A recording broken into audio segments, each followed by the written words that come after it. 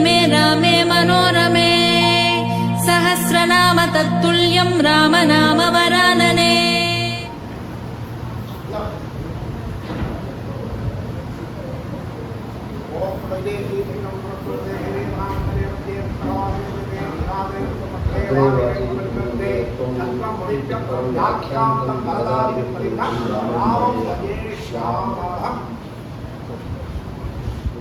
बलं यशोधैर्यं निर्भयत्वमरोगता अजाड्यं वाक्पटुत्वं च हनुमत्स्मरणात् भवेत्। ओम श्री सीता लक्ष्मण भरत शत्रुघ्न हनुमत् समेत श्री रामचंद्राय परब्रह्मणे नमः। ओम सद्गुरु चरणारविंदाभ्यां नमः। वाग्देव्यै नमः। ओम हनुमते नमः। श्री हरये नमः।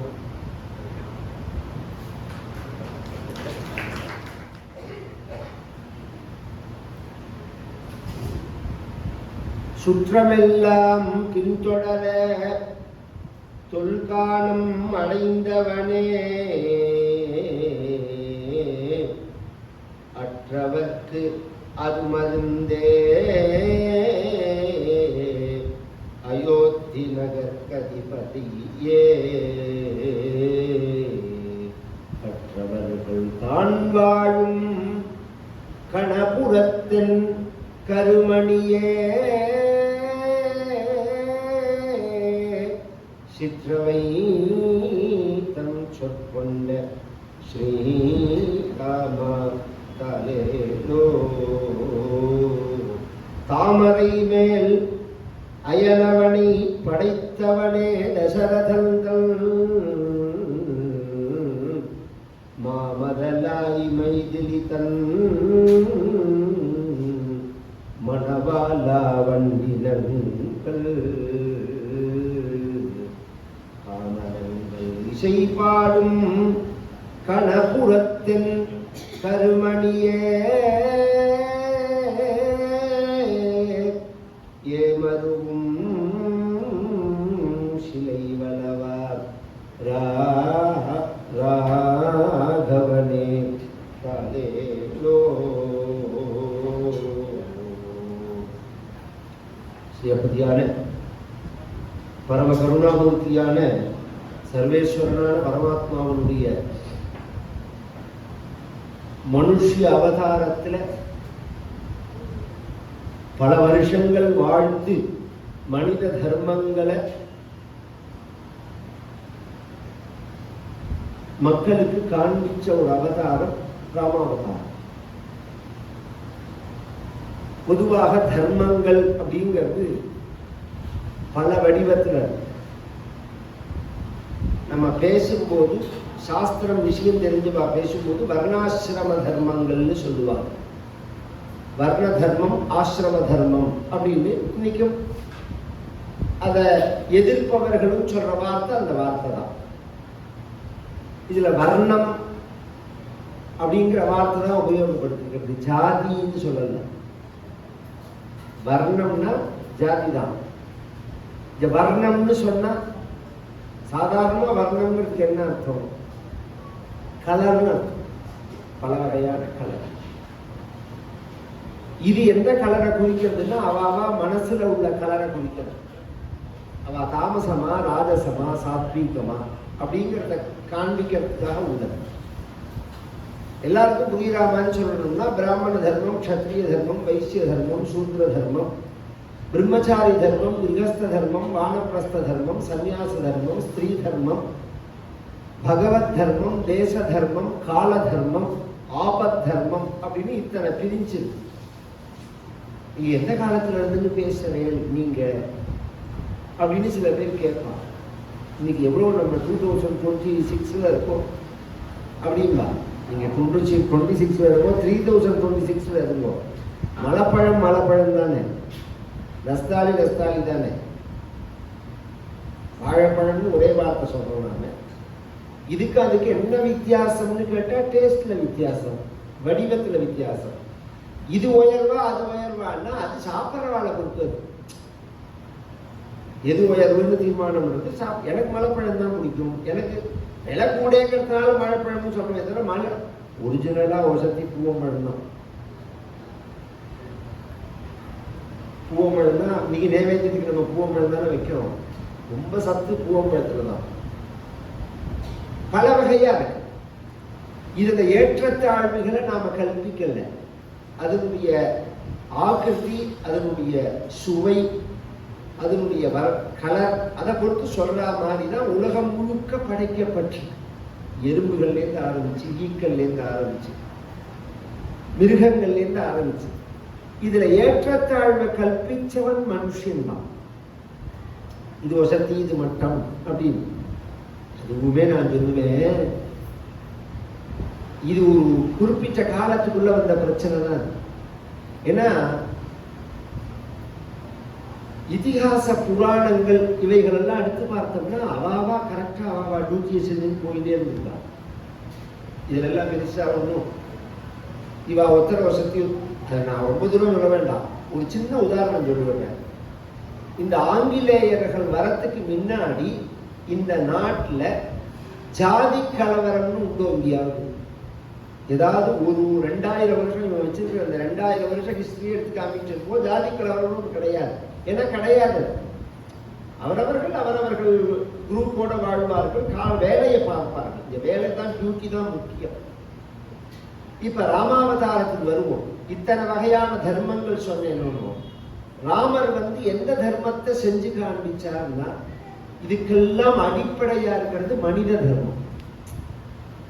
நீங்க பிராமணனா பிராமண தர்மம் வேதம் ஓதுதல், சத்திரிய தர்மம் அரசாளுதல், வைசிய தர்மம் வியாபாரம் பண்ணுதல், சூத்திர தர்மம் விவசாயம் பண்றதல் அப்படின்னு நீங்க பிரிச்சாலும் இதுக்கெல்லாம் அடிப்படையானது மனித தர்மம்.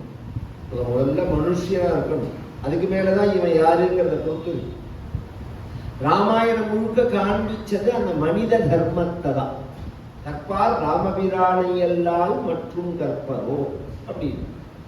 இதை எப்படி காண்பிச்சான் பகவான் அப்படின்னா, பகவான் நான் எப்ப அவதாரம் பண்ணுவேன் அப்படின்னு சொல்லும் போது பரித்ராணாய சாதுனாம் விநாசாய துஷ்கிருதாம் தர்ம சமஸ்தாபனார்த்தாய சம்பவாமி யுகே யுகே. சாதுக்களை ரட்சிப்பதற்காகவும் துஷ்டர்களை சிக்ஷிப்பதற்காகவும் தர்மத்தை நிலநாட்டுவதற்காகவும் வருவேன்னா, இந்த 3 நாளை மட்டும் இந்த தர்மமானது ஸ்தாபிக்கப்பட்டதா காப்பாற்றப்பட்டதா ஆகாது. ஏன்னா இந்த தர்மம்ங்கிற அந்த சப்தத்துக்கு என்ன பொருள்? தர்மம்னா ஒரு செடியா, கொடியா, மரமா, பழமா, காயா, மிருகமா, என்ன? அதை ரட்சிக்கிறதுனா எப்படி? ஒரு செடியை ரட்சிக்கிறதா இருந்தா சுத்தி வேலி போட்டு காப்பாத்திடலாம், ஒரு கொடியை ரட்சிக்கிறதா இருந்தா பந்தல் போட்டு காப்பாத்திடலாம், ஒரு சின்ன நாயை ரட்சிக்கிறதா இருந்தா ஒரு கூண்டு வச்சு காப்பாற்றலாம். அது மாதிரி தர்மத்தை ரட்சிக்கிறதுனா எப்படி? தர்மம்ங்கிறது சுபாவம், நம்மோட சுபாவம். மனிதனுக்குன்னு ஒரு தன்மை இருக்கு பாருங்க, அது மனித தர்மம். அது அந்த மனித தன்மைய யார் கொலாப்ஸ் பண்ற வரார்களோ அப்பதான் பகவான் வரா. அப்படி வரவர்களை பகவான் அழிச்சுடுறான். அது மாதிரி மனித தர்மத்தில் இருக்கிறவாளை காப்பாற்றுறான். இதை தாண்டி இன்னொரு விஷயம் இருக்கு. இந்த தர்மங்கள் இன்னி வரையில் நம்மளுடைய தேசங்கள்ல எப்படி வருது அப்படின்னா அனுஷ்டான பூர்வமா தான் வருது, செயல்முறையில தான் இருக்கு. இப்ப நான் கதை சொல்றேன், நீங்க கேட்கிறேன். கதாசிரவணம்ங்கிற தர்மம் அப்படிங்கிறத நீங்க எப்படி செய்ய முடியும்னா உட்காந்து கதை கேட்டாதான் தெரியும். உட்காந்து கதை கேட்கணும். உட்காந்து கதை கேட்கணும்னா என்ன பண்ணணும்? கதைக்கு வரணும். கதைக்கு நாம எப்படி வரணும்? நாம வரோம், நமக்கு அடுத்த தலைமுறை வரல. இப்ப இந்த குழந்தை வந்திருக்கான், 1-2 பேர் தான் வர. நீங்கள்லாம் ஏன் வந்தேன், இப்ப உள்ள குழந்தைகள்லாம் ஏன் வரல? யாராவது பதில் சொல்லுங்க. அதான் நீங்கள்லாம் வந்ததுக்கு காரணம் உங்க அப்பா அம்மா உங்களை கூட்டு வந்தா. இப்ப உள்ள குழந்தைகள்லாம் வராதுக்கு காரணம் அப்பா அம்மா கூட்டும் வரல. 2 பிரச்சனை அதுல. ஒண்ணு, நாம அவளை விட்டுட்டு நாம மைக்ரேட் ஆகிட்டோம் டவுன் பக்கம். நாம வேலைக்கு போறேங்கிற பேர்ல குழந்தைகளை எங்கேயோ கொண்டு தள்ளி அது மாதிரி பண்ணினோம். அப்படியே அப்பா அம்மா இருந்தாலும் அவளை அவனுக்கு படிப்பு இருக்கு, அவனுக்கு பாட்டு இருக்கு, டியூஷன் இருக்கு, அப்படி ஒரு பயம் இருந்தது. ஒரு 30-40 வருஷம் முன்னாடிலாம் ஜாப் செக்யூரிட்டி சம்பந்தமா ஒரு பயம் இருந்தது. அதனால படிப்புன்னு அப்படி படிச்சாதான் இன்னி அதெல்லாம் ஓடிட்டு இருக்கு. இப்ப நாம என்ன பண்றோம்னா இதெல்லாம் பண்ணிட்டு அந்த குழந்தைகளுடைய அபூர்வமான ஒரு பாக்கியத்தை இழக்கிறோம். மனிதனா பிறந்திருக்கான், அதை மட்டும் ஞாபகம் வச்சுக்கணும். இந்த வெறுமனை சம்பாதிக்கிறதுக்கும் சோறு திங்கிறதுக்கு மட்டும் பிறக்கல, அதுக்கு மிருகமா பிறந்திருக்கணும். மனுஷனா பிறந்திருக்காங்கன்னா மனிதனுக்கு வாட்டார்மன் better than sheep or goats. மிருகங்களை காட்டிலும் மனுஷன் எந்த வகையில உயர்ந்தவன் அப்படின்னு சொன்னால் இந்த பிரேயரால தான். பகவானை வந்து நம்ம பிரேயர் பண்றோம் பார்த்தீங்கன்னா, இதுதான் மனிதனுடைய தனிப்பட்ட அடையாளம் அப்படிங்கிறது. நாம ஏதாவது ஒரு ரூபத்துல இந்த குழந்தைகளை அதுல ஈடுபடுத்தி இருக்கணும். நித்தியப்படி காத்தால எழுந்தின உடனே பல்லு தேய்ச்சிட்டு வந்தையா, நெத்தில விபூதிட்டுக்கோ, சுவாமி நமஸ்காரம் பண்ணு, அப்பதான் பால் கொடுப்பேன்பா அந்த காலத்துல அம்மா. இன்னைக்கு பல்லு தேய்க்காம குடிச்சுட்டு தான் அடுத்த வேலையை பார்ப்பேங்கிறது. எடுத்துன உடனே குடிச்சுட்டு தான் அடுத்த வேலை பார்ப்பேங்கிறது. குளியல்ங்கிறது கிடையாது, மடின்னா என்னன்னு தெரியாது. கோவிலுக்கு வர்றதுன்னா அதுவும் என்ன ஆயிடுச்சுன்னா, ஒரு காலத்துல வந்து தினம் ஒரு வேளை 3 வேளை தரிசனம் பண்ணுவா, அது ஒரு வேளையா போச்சு. அந்த ஒரு வேளையும் வாரத்துல சில நாட்கள் திங்கக்கிழமை செவ்வாய்க்கிழமை அப்படிங்கிற மாதிரி ஆச்சு. வெள்ளிக்கிழமை கர்மகாம்பாள தரிசனம் பண்றது ரெகுலரா, ஞாயிற்றுக்கிழமை ஆச்சுன்னா ஒரு சுவாமியை தரிசனம் பண்றது அப்படி வச்சிருந்தா. இப்ப அதுவும் போது என்ன ஆச்சுன்னா, வருஷத்துக்கு ஒரு நாள் ஆயிடுச்சு. ஏதாவது பிறந்த நாள், கல்யாண நாள், வருஷ பிறப்பு இது மாதிரி இருந்தாதான் கோவிலுக்கு போறது. இன்னும் கொஞ்ச நாள் போச்சுன்னா அதுவும் நின்று போயிடும், டைவர்ட் ஆயிடும். இப்ப இந்த தர்மங்கள் எல்லாம் நாம எப்படி திருப்பி கொண்டு வர முடியும்னா, உபதேசத்தினால மட்டும் கொண்டு வந்துட முடியாது. நான் செயல்முறையில தான் அதை காமிச்சாலும் நாம செய்யணும். குழந்தைகளுக்கு அடுத்த ஒரு ஜெனரேஷனை விட்டுட்டோம், அடுத்த ஜெனரேஷன் கழத்தியாவது பிடிச்சுக்கணும், அதெல்லாம் சரியாகும். நான் திரும்ப நான் சொல்றேன், அது ரைட்டா தப்பானதுதான் தெரியாது. நான் சொல்ற வார்த்தையை தப்பாவும் யாரும் எடுத்துக்காதீங்க. அமெரிக்கா அழிஞ்சதுன்னா சரியா கொடுங்க, என்னோட ஒரே கணக்கு அதுதான். அந்த தேசம் அழிஞ்சா உலகம் முழுக்க அவ தர்மத்துல இருப்பான். அவ ஒத்தரையும் அவன் போக்குல இருக்க விடாம நாசம் பண்ற தேசம் அது. நம்ம காரியத்தை நம்ம பார்த்தோம்னா நமக்கு விருத்திகள்லாம் ஒரு காலத்துல தானத்தை நம்பி இருக்கும். பிராமணா நான் சொல்றேன், விவசாயம் இருக்கும், மற்ற காரியங்கள்லாம் தொழிலாம் நிறைய நடக்கும். அதெல்லாம் கொலாப்ஸ் பண்ணிடலாம். இப்ப வந்து பழையபடி ஆப்பர்ச்சுனிட்டி நிறைய வரது. குழந்தைகளுக்கு நாம தான் அழுத்தமா சொல்லணும். அதை நம்மளே பயப்படுறா, அப்பா அம்மாவே பயப்படுறா. ஏன்னா இவர் சம்பாதிச்ச மாதிரி 4 மடங்கு அவன் சம்பாதிக்கிறான். அதனால அவனை கமாண்ட் பண்ண முடியல இவரால. தனக்கு சுதந்திரம் இல்லைன்னு நினைக்கிறார் அவர். நீங்க சொல்லியே ஆகணும், அப்பா நீ இங்க வந்துடும், இங்க நல்ல வேலையை பார்த்துக்கோ, இந்த தேசத்துல இருந்து வேலை வேணா அமெரிக்கால கிடைக்கலாம், பணம் வேணா அமெரிக்கால கிடைக்கலாம், சம்ஸ்காரங்கள் அப்படி கொஞ்சம் கொஞ்சமா குறைஞ்சிவே இல்லாம போயிடும். கிடைக்காதுன்னு நான் சொல்லல, அங்க இங்க இருக்க மாதிரி இருக்காது. நீங்க மறந்தாலும் இங்க ஞாபகப்படுத்துங்க. தேசத்துல வாச வழியா போனோம்னு வச்சுக்கோங்களேன், நமக்கு கோவிலுக்கு போகணுங்கிற எண்ணம் இல்லைன்னாலும், அதுக்கு டைம் இல்லைன்னாலும், கோவில் வாசல் வழியா போறதே அப்படி கண்ணத்துல போட்டுக்கணும்னு தோணும். ஆனா அங்க நீங்க போகணும்னா 200 மைல் தேடின்னு போகணும். தேடி போய் தான் தரிசனம் பண்ணணும். இந்த தர்மங்கள் கடைபிடிக்கிறதுல கடைபிடிச்சுதான் காண்பிக்கணும். ஒரு குழந்தை வந்து நமஸ்காரம் பண்ணு அப்படின்னு தாத்தா சொல்றா, சுவாமிக்கு நமஸ்காரம் பண்ணு அப்படின்னு சொன்னா, அப்படின்னா என்னன்னு கேட்கறது அது தெரியாது. அப்ப என்ன பண்றா, இந்த அப்பா அம்மா தாத்தா பாட்டியோ நமஸ்காரம் பண்ணி காமிக்கிறா. இவ நமஸ்காரம் பண்ணிட்டு நீனும் பண்ணு அப்படின்னு உடனே அந்த குழந்தை பண்றது.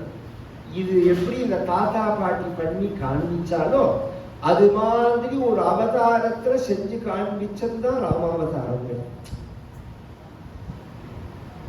எப்படி அப்பாட்ட எப்படி நடந்துக்கணும், அம்மாட்ட எப்படி நடந்துக்கணும், சகோதரர்கள்ட்ட எப்படி நடந்துக்கணும், எதையும் உபதேசம் பண்ணலாம், அட்வைஸ் பண்ணலாம். செய்யறது கஷ்டம். சொல்லுதல் யாருக்கும் எளிய, அறியலாம் சொல்லிய வண்ணம் செயல். அவ்வளவு சுலபம் கிடையாது. நாம செஞ்சுட்டே வந்தா குழந்தைகளுக்கு அது மனசுல படியும். அதுதான் ஃபர்ஸ்ட். அப்புறம் தான் நீங்க உபதேசங்கள்லாம் 2ஆம் பட்சம் தான். ராமாவதாரம் முழுக்க கவனிச்சோம்னா அந்த எந்த இடத்துக்கே ராமர் கிருஷ்ணர் பகவத்கீதை சொன்ன மாதிரி எங்கேயாவது ராமர் பேசியிருக்காரு? ராமாவதாரத்தில் எங்கேயாவது எடுத்து பாருங்க, ராமர் வந்து டீச்சிங்லாம் பண்ணதே கிடையாது, எல்லாம் செஞ்சுதான் காமிப்பேன், எல்லாத்தையும் செஞ்சுதான் காமிப்பேன். அது இன்னி பரியந்தம் ஜனங்களுக்கு ஒரு பிள்ளைன்னா ராமன் மாதிரி இருக்கணும், மகன் தான். இன்னி பரியந்தம் அது எந்த தேசத்து ஜாதியை சேர்ந்த மக்களா இருந்தாலும் பாரதிய பெண்கள் அவர்களை கூட்டு கேளுங்கோ, உனக்கு ஆத்துக்கார கணவன் யார் மாதிரி இருக்கணும்னு கேளுங்க, ராமர் மாதிரி. துஷ்பிரச்சாரம் பண்றமோ, ராமர் சீதைய தீ குளிக்க வச்சா காட்டில் கொண்டு விட்டாருன்னு எத்தையும் சொல்லிட்டு இருக்கான். ஆனா ஸ்திரீ அது உண்மை கிடையாது, அங்க உள்ள விஷயமே வேற. அதுல அந்த கதை வந்து சொல்லுவேன். இன்னி பரியந்தம் ஸ்திரீக்கள் எதிர்பார்க்கறது என்னன்னா ராமன் மாதிரி. ராமன் அப்படி என்ன விசேஷம்னா சீதை சொல்லி கேட்கணும். 4 நாளைக்கு வரதே சொல்றேன். இந்த ராமனோட குணங்கள்லாம் சொல்றார். என்னென்ன குணங்கள் அப்படிங்கிறது தான் இந்த அயோத்தியா காண்டம் ஆரம்பமே. கல்யாணம் ஆச்சு, யதோக்தே ததாச்சக்ரு விவாகம் விதிபூர்வகம் அப்படின்னு. விதிபூர்வம்னா விதினா வேதம், சம்ஸ்காரங்கள், சாஸ்திரங்கள். அந்த சாஸ்திரப்படி தான் கல்யாணம் பண்ணிக்கணும்.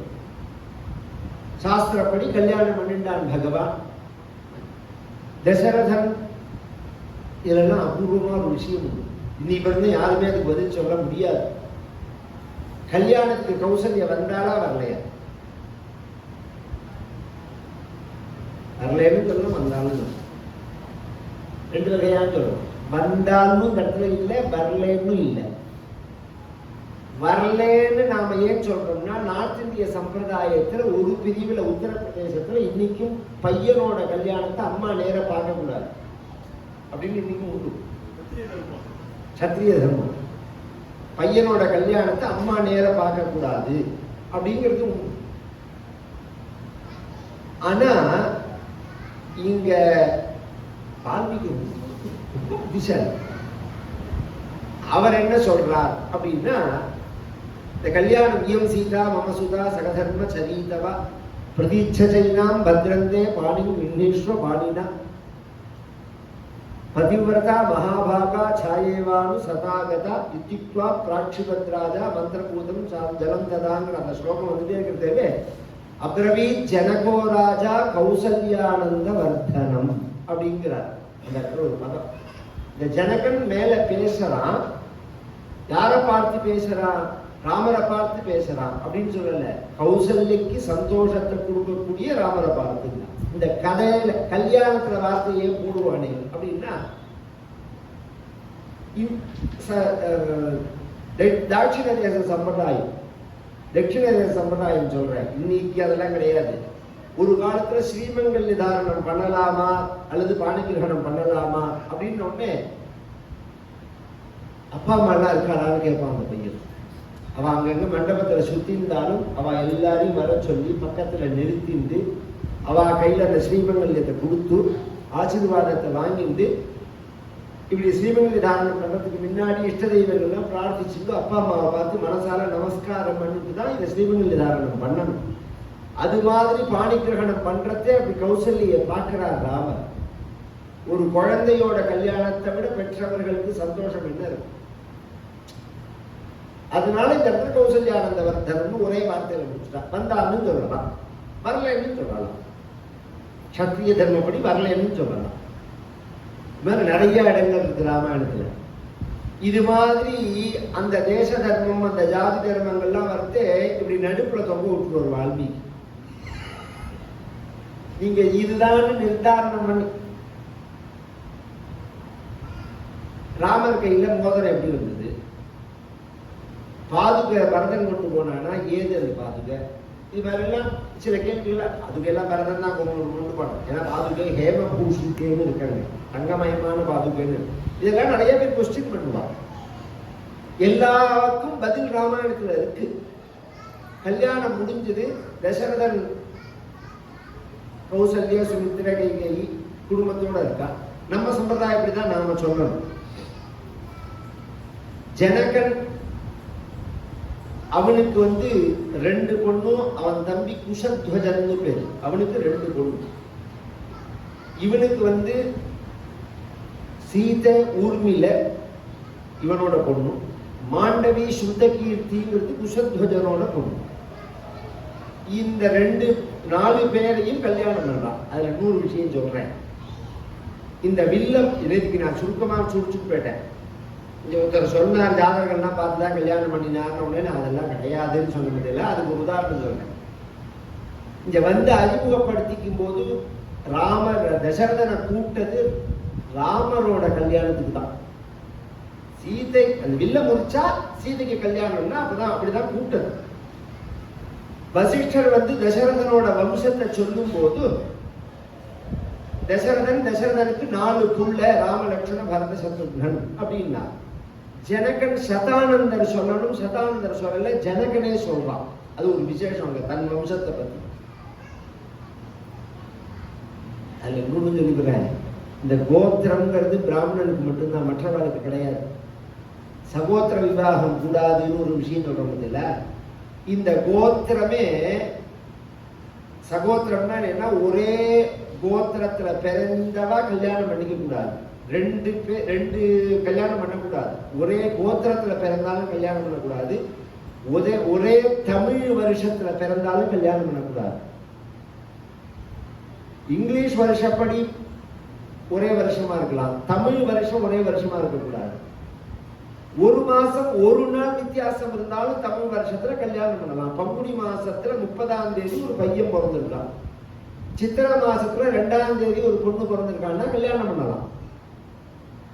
சித்திரை மாசத்துல ஒரு பையன் பிறந்திருக்கான், அதே வருஷத்துல கடைசியில பங்குனி மாசத்துல ஒரு பொண்ணு பிறந்திருக்கான்னா கல்யாணம் பண்ண கூடாது. சகோதரத்துவம் வரும், ஒருத்தருக்கு ஒருத்தர் சகோதரன் அப்படிங்கிற ஸ்தானம் வரும். இது கோத்திர விஷயம். இந்த கோத்திரம் க்ஷத்திரியர்களுக்கு எப்படி கோத்திரம் மாறும்னா பிறந்த கணக்குல வராது. பிராமணனுக்கு மட்டும்தான் அவன் மூதாதையர்கள் கணக்குல வரும். க்ஷத்திரியர்களை பொறுத்த பரியந்தம் க்ஷத்திரியர்களோ வைசியர்களோ மற்றவர்களுக்கும் ஆச்சாரியான அனுசரிச்சுதான் வரும். யார் அவளுக்கு ஆச்சாரியானோ, இப்ப நான் நேற்றுக்கு சொல்லும் போது வாசிஷ்ட மைத்ராவருண கௌண்டின்ய த்ரயாரிஷேய பிரவரான்வித வசிஷ்ட கோத்ரோத்பவாய அப்படின்னு ராமரை சொன்னேன். வசிஷ்ட கோத்திரம்னு சொன்னேன். இந்த சூரிய வம்சத்துல வசிஷ்டர் எங்க வந்தார்? நாராயணன், பிரம்மா, பிரம்மாவோட புள்ள காஷ்யபர், காஷ்யபரோட புள்ள பிரம்மாவோட புள்ள மரீச்சி, மரீச்சியோட புள்ள காஷ்யபர், காஷ்யபரோட புள்ள சூரியன், சூரியனோட புள்ள மனு, மனுவோட புள்ள இக்ஷ்வாகு, இக்ஷ்வாகோட புள்ள விகுட்சி, விகுட்சியோட புள்ள குழந்தையன், குழந்தையனோட புள்ள அனேனஸ், அனேனஸோட புள்ள பிருத்து, பிருத்துவோட புள்ள விஸ்வரந்தி, விஸ்வரந்தியின் புள்ள சந்திரன், சந்திரனோட புள்ள யுவனாஸ்வன், யுவனாஸ்வனுடைய சாபஸ்தன், சாபஸ்தனுடைய புள்ள விரதஸ்வன், விரதஸ்வனுடைய குலையாஸ்வன், குலையாஸ்வனுடைய புள்ள விடாஸ்வன், விடாஸ்வனுடைய சைலஜின்னு வரிசையா வரும். இந்த சூரிய வம்சத்தை சொல்லும் போது இப்படி வரிசையா வரும்.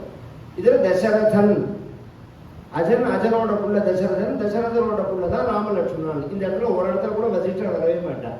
பின் இந்த வசிஷ்ட கோத்திரம்னு சொல்றேன்னா வசிஷ்டர் தான் இந்த முதல்ல சொன்னேன் பாருங்க மனுன்னு, இதுல இருந்து ஆரம்பிச்சு அவர் தான் வாத்தியார். அதனால இது ஒரு மெசேஜா. அது மாதிரி ஒவ்வொருத்தருக்கும் ஒன்று மாதிரி இருக்கும்.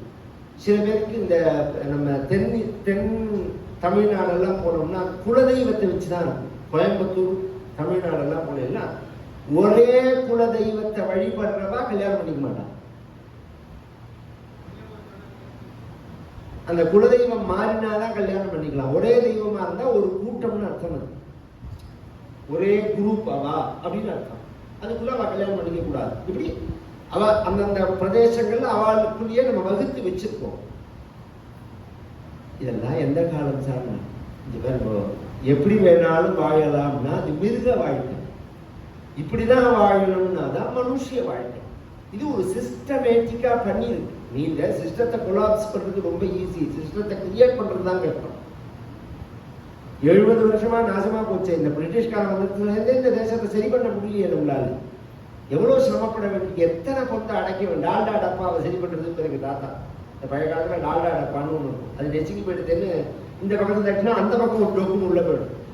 அது மாதிரி இருக்கு எல்லா சிஸ்டமுமே. இதை எதை சரி பண்றது சொல்லுங்க. இதெல்லாம் ஜாக்கிரதையா நான்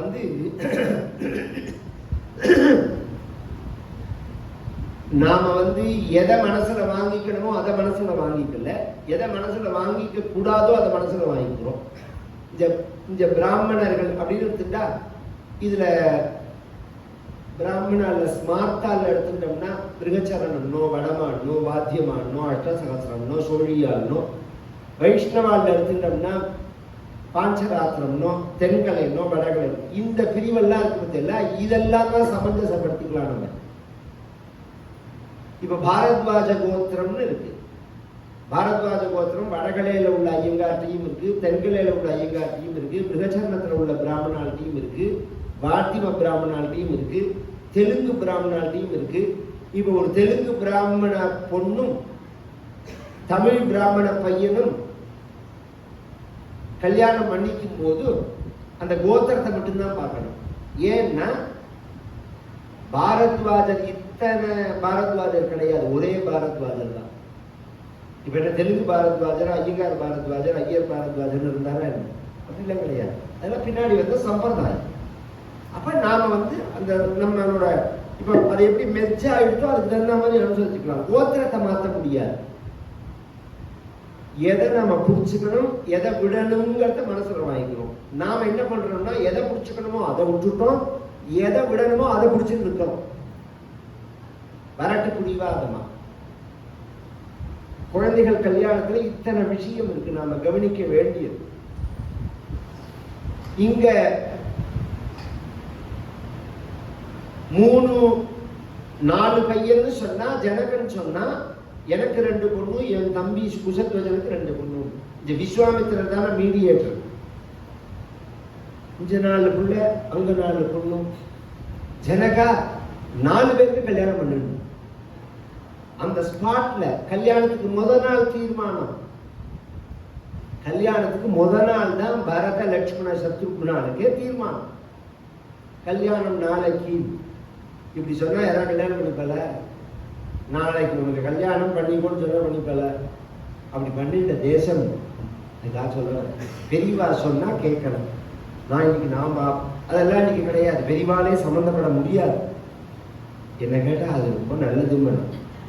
இடம் போனா என்ன, வளம் போனா என்ன, மேல விழுந்து புடுங்காம போனா சரின்னு ஒரு வழி உண்டு. நிறைய இடம் போனா என்ன, வளம் போனா என்னங்கிற மாதிரி இந்த கல்யாண விஷயத்துல நீங்க சம்மந்தப்படாம இருந்து எல்லாம் பெரிய சௌகரியம் என்னன்னா, நாளைக்கு பொழுது விடிஞ்சா பஞ்சாயத்துக்கு நம்மளை கூப்பிட மாட்டோம். அந்த மாதிரி இருக்கு.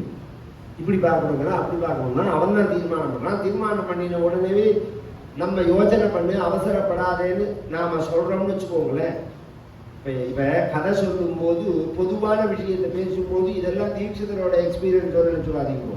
எங்க குடும்பத்துல எல்லாம் அந்த பழக்கங்கள் எல்லாமே கிடையாது. இன்னி வரையும் நாங்க சொல்றதுதான் தீர்மானம். நாங்களும் நிர்பந்தப்படுத்த மாட்டோம். ஆனா நாங்க பண்ணின காரியம் என்னன்னா, இதுக்கு முன்னாடி ஜெனரேஷன்லாம் ரொம்ப சாஸ்திரப்படி கல்யாணம் பண்ணிடுவோம், பண்ணிக்காதாரம். இப்ப பண்ண முடியலங்கிறதேவே நான் என் குழந்தைகளுக்கெல்லாம் வரதேவே அந்த குழந்தைகள் 10வது 11வது படிக்கும் போதே அந்த குழந்தைகளை பேசி வச்சுட்டேன். இந்த பையனுக்கு இந்த பொண்ணு அப்படின்னு அவள்கிட்ட பேசிட்டு காலேஜ் முடிச்சதுக்கு அப்புறம் தான் நான் கல்யாணம் பண்ணினேன். அதுக்குள்ள என்ன வேணாலும் புரிஞ்சு போயிடும். புரிஞ்சிருக்கா, புரியலையா, சரியா வருமா வராதா எல்லாம் தெரிஞ்சு போயிடணும். இப்ப திடீர்னு கல்யாணம் பண்றதுதான் பிரச்சனையா போகுது. 2வது அந்த குழந்தைகளா இருக்கும்போது காமங்கள்லாம் கிடையாது. பெரியவா சொன்னதை கேட்பா, சௌக்கியமா இருப்பா. அதுதான் அடிப்படை விஷயம். இங்க இப்ப நாராயண தீட்சர்னு சொன்னார், இவர் மாமியருக்கு அவரோட ஒரு முடிவை சொல்றேன். சேங்காலிபுரத்துல முத்தன்னாவால் ஆராதனைன்னு ஒண்ணு நடக்கும். 4 நாள் நடக்கும். அந்த ஆராதனை ஆரம்பிச்ச உடனே பழங்குடியிலேருந்து ஒரு மாமா வந்துருந்தார். கல்யாணம் சம்திங் ஏதோ பேர், சுந்தரேஸ்வரர் பேர். அவர் சும்மா வரமாட்டாரோ. அவருக்கு 8 வயசுல ஒரு பொண்ணு, அந்த பொண்ணு ஆயிடுச்சு வந்துருந்தார். வந்த உடனே எங்க தாத்தா கேட்டா, குழந்தை யாருன்னா, என்னோட பொண்ணுன்னா. எங்க தாத்தாவுக்கு ஒரு தம்பி ஆஞ்சநேய தீட்சிதர்னு பேரு, அவருக்கு ஒரு பையன் அத்துரபதினு பேரு. அவர் இப்ப இல்லை. தாத்தா சொன்னா, தம்பி பிள்ளைக்கு கொடுத்துள்ளாமே இவளை அப்படின்னா. வேற எது கோத்திரமே வேற எங்களுக்கே தெரியும். பந்துக்கள் இன்னும் பஞ்சாங்கத்தை கொண்டாடினா கொண்டு வந்தா நாளைக்கு நல்ல முகூர்த்தம் இருக்குன்னு தாத்தா.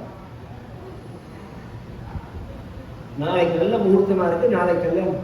அவர் சொன்னார், அவர் ஆராதனையை தரிசனம் பண்ண வந்திருக்கார்.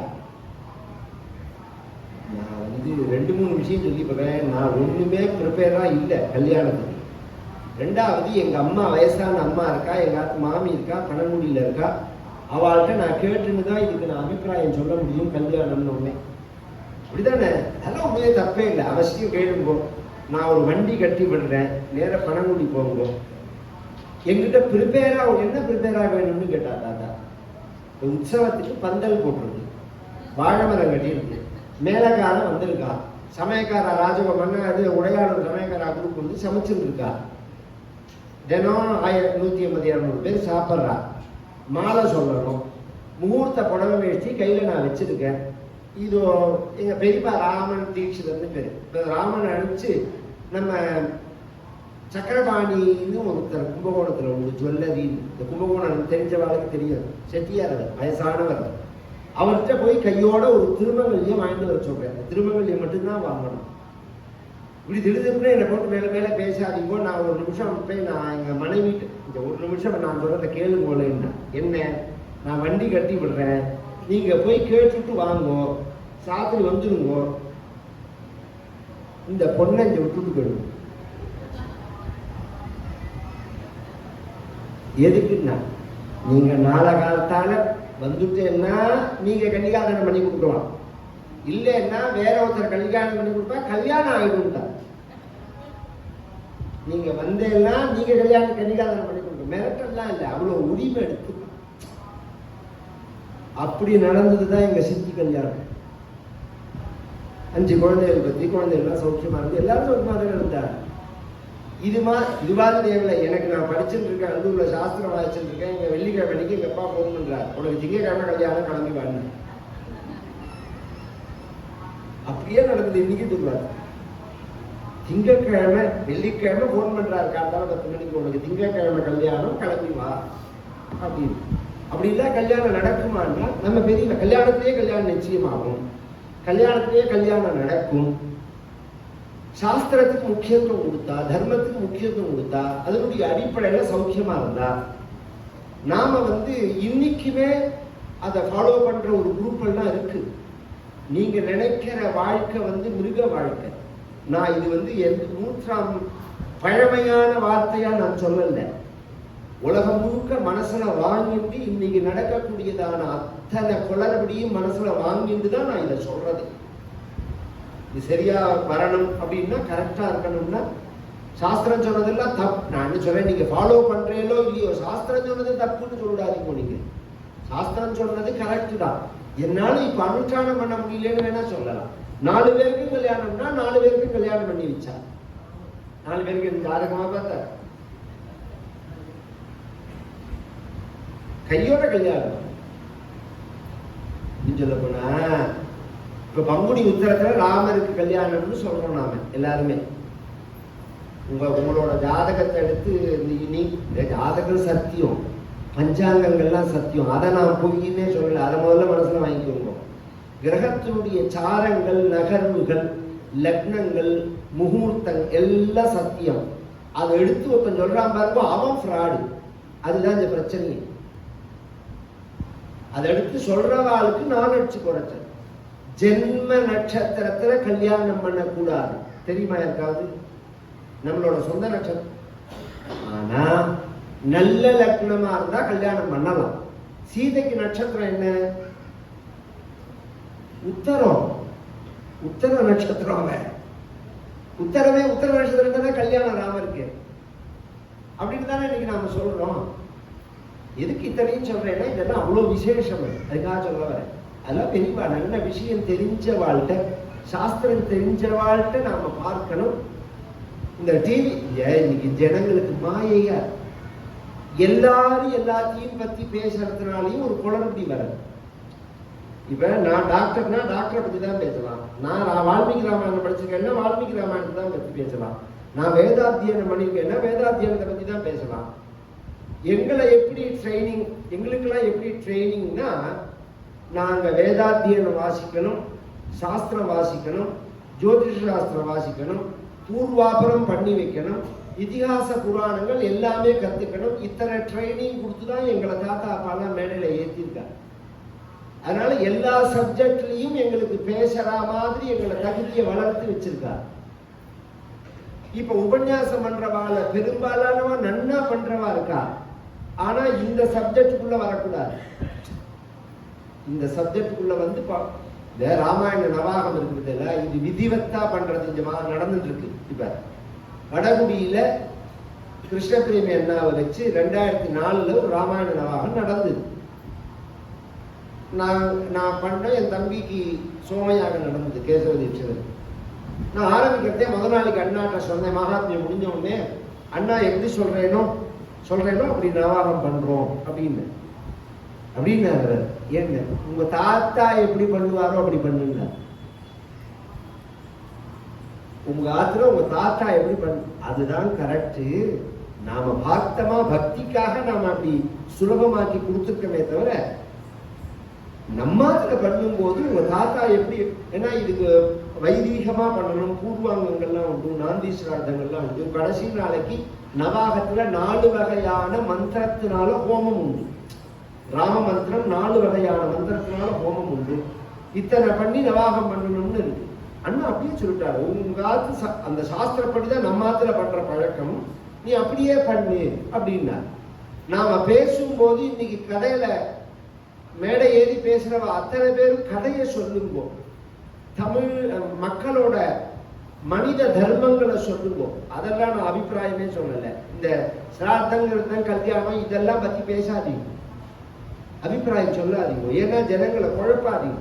ஒருத்தர் சொன்னாரு கிட்ட வந்து கேட்கிறாரு கயா சிரார்த்தம், அப்புறம் வருஷம் சிரார்த்தம் பண்ண வேண்டாமான்னு சொல்றாரு ஒருத்தர். கதையெல்லாம் கரெக்டான்னு இதுக்கு நான் பதில் சொல்ல முடியுமா? சொல்ல அதுக்கு என்ன பதில் சொல்லுங்க?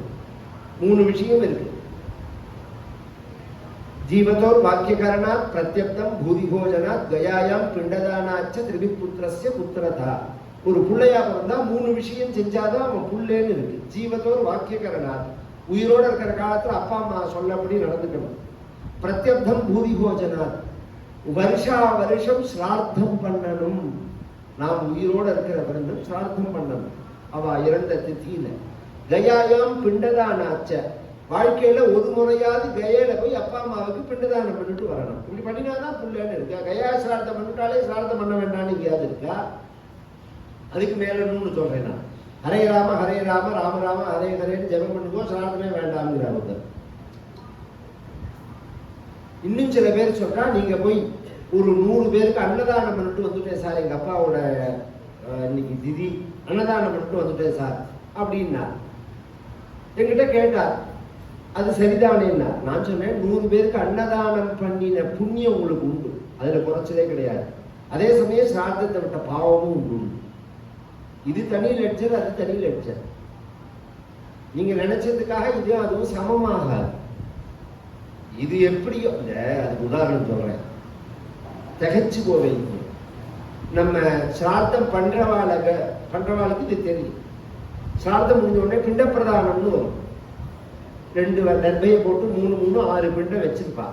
ஏதத்தே ததா உங்கள கோத்ரே அப்படின்னு ஆரம்பிச்சு சொல்லும் போது இப்படி பிண்டத்தை வைக்கணும், அந்த தர்பையில வைக்கணும். யாக்ரபால கோத்ரே சந்தனு ரூபே அப்படின்னு ஆரம்பிச்சு பீஷ்மர் பண்றார் சிரார்த்தம். அவ அப்பா, மகாபாரதத்தில் அப்படியே இருக்கு இந்த கதை. அவ அப்பாவுக்கு சிரார்த்தம் பண்றார். இப்படி அந்த பிண்டத்தை வைக்க போற சமயத்துல அவ அப்பா நேரம் வந்துட்டார். இப்படி கையை நீட்டுறார், பீஷ்மர்கிட்ட இப்படி கையை நீட்டுறார். இவர் அவ்வளவு ஸ்ரத்தையா சிரார்த்தம் பண்ணதுனால இந்த கையில குடு பிண்டத்தை நாம என்ன பண்ணுவோம்? நாம இருந்தா என்ன பண்ணுவோம்? ஓன்னு அழுது அப்பான்னு நமஸ்காரம் பண்ணி, எங்கிட்ட அவ்வளவு பாசமா அப்பா நேரையே வந்துட்டாரு எங்க அப்பா சிரார்த்தத்துக்கு போஸ்டர் எடுத்து விட்டுருவோம். பீஷ்மர் இடத்துல இவ பண்ணார், இப்படி இடது கையால அவ அப்பா கையை நகர்த்திட்டு தர்பையில வச்சார். அவ அப்பா சந்தனு கேட்டார், நானே நேரம் வந்திருக்கேன், என் கையில கொடுக்காம தர்பையில ஏன் வைக்கிற, பூமியில ஏன் வைக்கிற அப்படின்னு கேட்டார். அதுக்கு பீஷ்மர் சொன்னார், பித்திருக்களுக்கு தர்பையில பூமியில வச்சுதான் பண்ணணும்னு தான் சாஸ்திரம் சொல்றதே தவிர அப்பா வருவார் கையில குடுன்னு எந்த இடத்துலையும் சொல்லலையே. அஸ்மாத் சாஸ்திரம் பிரமாணந்தே காரியம் வியவஸ்திதம். கர்மாங்கிறது ஜடம். இது என்ன பண்ணணும்னா அது சொல்லி சிகப்பு வயரையும் பச்சை வயரையும் தான் கனெக்ஷன் கொடுக்கணும்னா சிகப்பு வயரையும் பச்சை வயரையும் தான் கொடுக்கணும். நான் கருப்பு வயரை கொடுப்பேன், நீல வயரை கொடுப்பேன்னா ஒரே பாவம் தான், பயன் தான். இது ஒரு கர்மா. இது சாஸ்திரம் என்ன சொல்றதோ அதை பண்ணணும். நம்ம சௌரியத்துக்கு அதை மாத்திக்க கூடாது. அந்த சாஸ்திரப்படி கல்யாணங்கள் 4 குழந்தைகளுக்கு கல்யாணம் யதோக்தமா நடந்தது. கல்யாணம் முடிஞ்சு மறுநாள் காத்தால விஸ்வாமித்திரர் என்ன பண்றார்? ஆப்ருஷ்ட்வா தௌச்ச ராஜானு ஜகாமோத்தர பர்வதம். பொதுவா கல்யாணத்துக்கு வந்தா சொல்லிக்கா எல்லாமே சொல்லி கொடுக்குறேன். நாளைக்கு தெரியுமா தெரியாது. கல்யாணத்துக்கு போனா சொல்லிட்டு தான் வரணும். நான் போயிட்டு வரேன்னு அவள்கிட்ட சொல்லிட்டு தான் வரணும். கண்டோலன்ஸுக்கு போனா சொல்லிக்க கூடாது. நான் போயிட்டு வரேன்னா திருப்பி அடுத்த சாமி பேருக்கு தயார் பண்ணிட்டியாரு. திருப்பி வரேன்னா கல்யாணம் அதனால வரேன்னு சொல்லலாம். நான் திருப்பி வரேன்னு சொல்ல முடியுமா? அவள்கிட்ட போய் பேசாம தான் வரணும். கண்டோலன்ஸுக்கு போனா நான் போயிட்டு வரேன்னு சொல்லவே கூடாது. கல்யாணத்துக்கு இப்ப நேர் விருத்தம். கல்யாணத்துக்கு அப்படியே தலையை காமிச்சு சொல்லிக்காமையே பெறலாம். கண்டோலத்துக்கு சுத்தி சுத்தி இருந்து நான் வரட்டுமாங்கிறான்.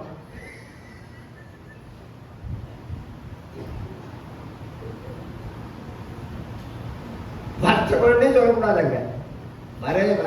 வீட்டு வரைங்கிற வார்த்தையே வரக்கூடாது.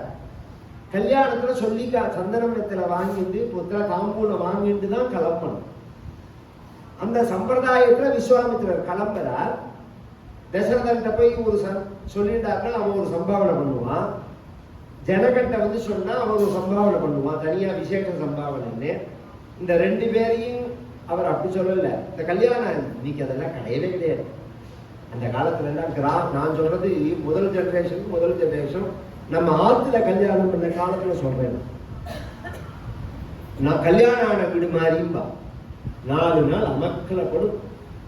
ஹால் முழுக்க வெத்தலையும் பார்க்கணும், சந்தனமும் இதுவுமா, போறவா வரவா, தாம்பூல பையி எல்லாம் இருக்கும். வந்துட்டு போயிட்டே இருப்பா, உள்ள சமையல் நடந்துட்டே இருக்கும், சாப்பிடுங்கோம்பா. இப்படி எல்லாரும் கூடத்துல உட்காந்து பேசிகிட்டே இருப்போம். ஹாலில் உட்காந்து வாசல்ல பந்தல் போட்டா பந்தல்ல உட்காந்து பேசிகிட்டே இருப்போம். சொல்லிக்கிட்டே எல்லாரும் சேர்ந்து இருப்பா. அது மாதிரி இவர்கள் பேசிட்டு இருக்கிறதே விஸ்வாமித்திரர் என்ன பண்ணினார்? ஜனகா போயிட்டு வரேன், தசரதா போயிட்டு வரேன் அப்படின்னு சொல்லல. தசரதா ஜனகா போயிட்டு வரேன்.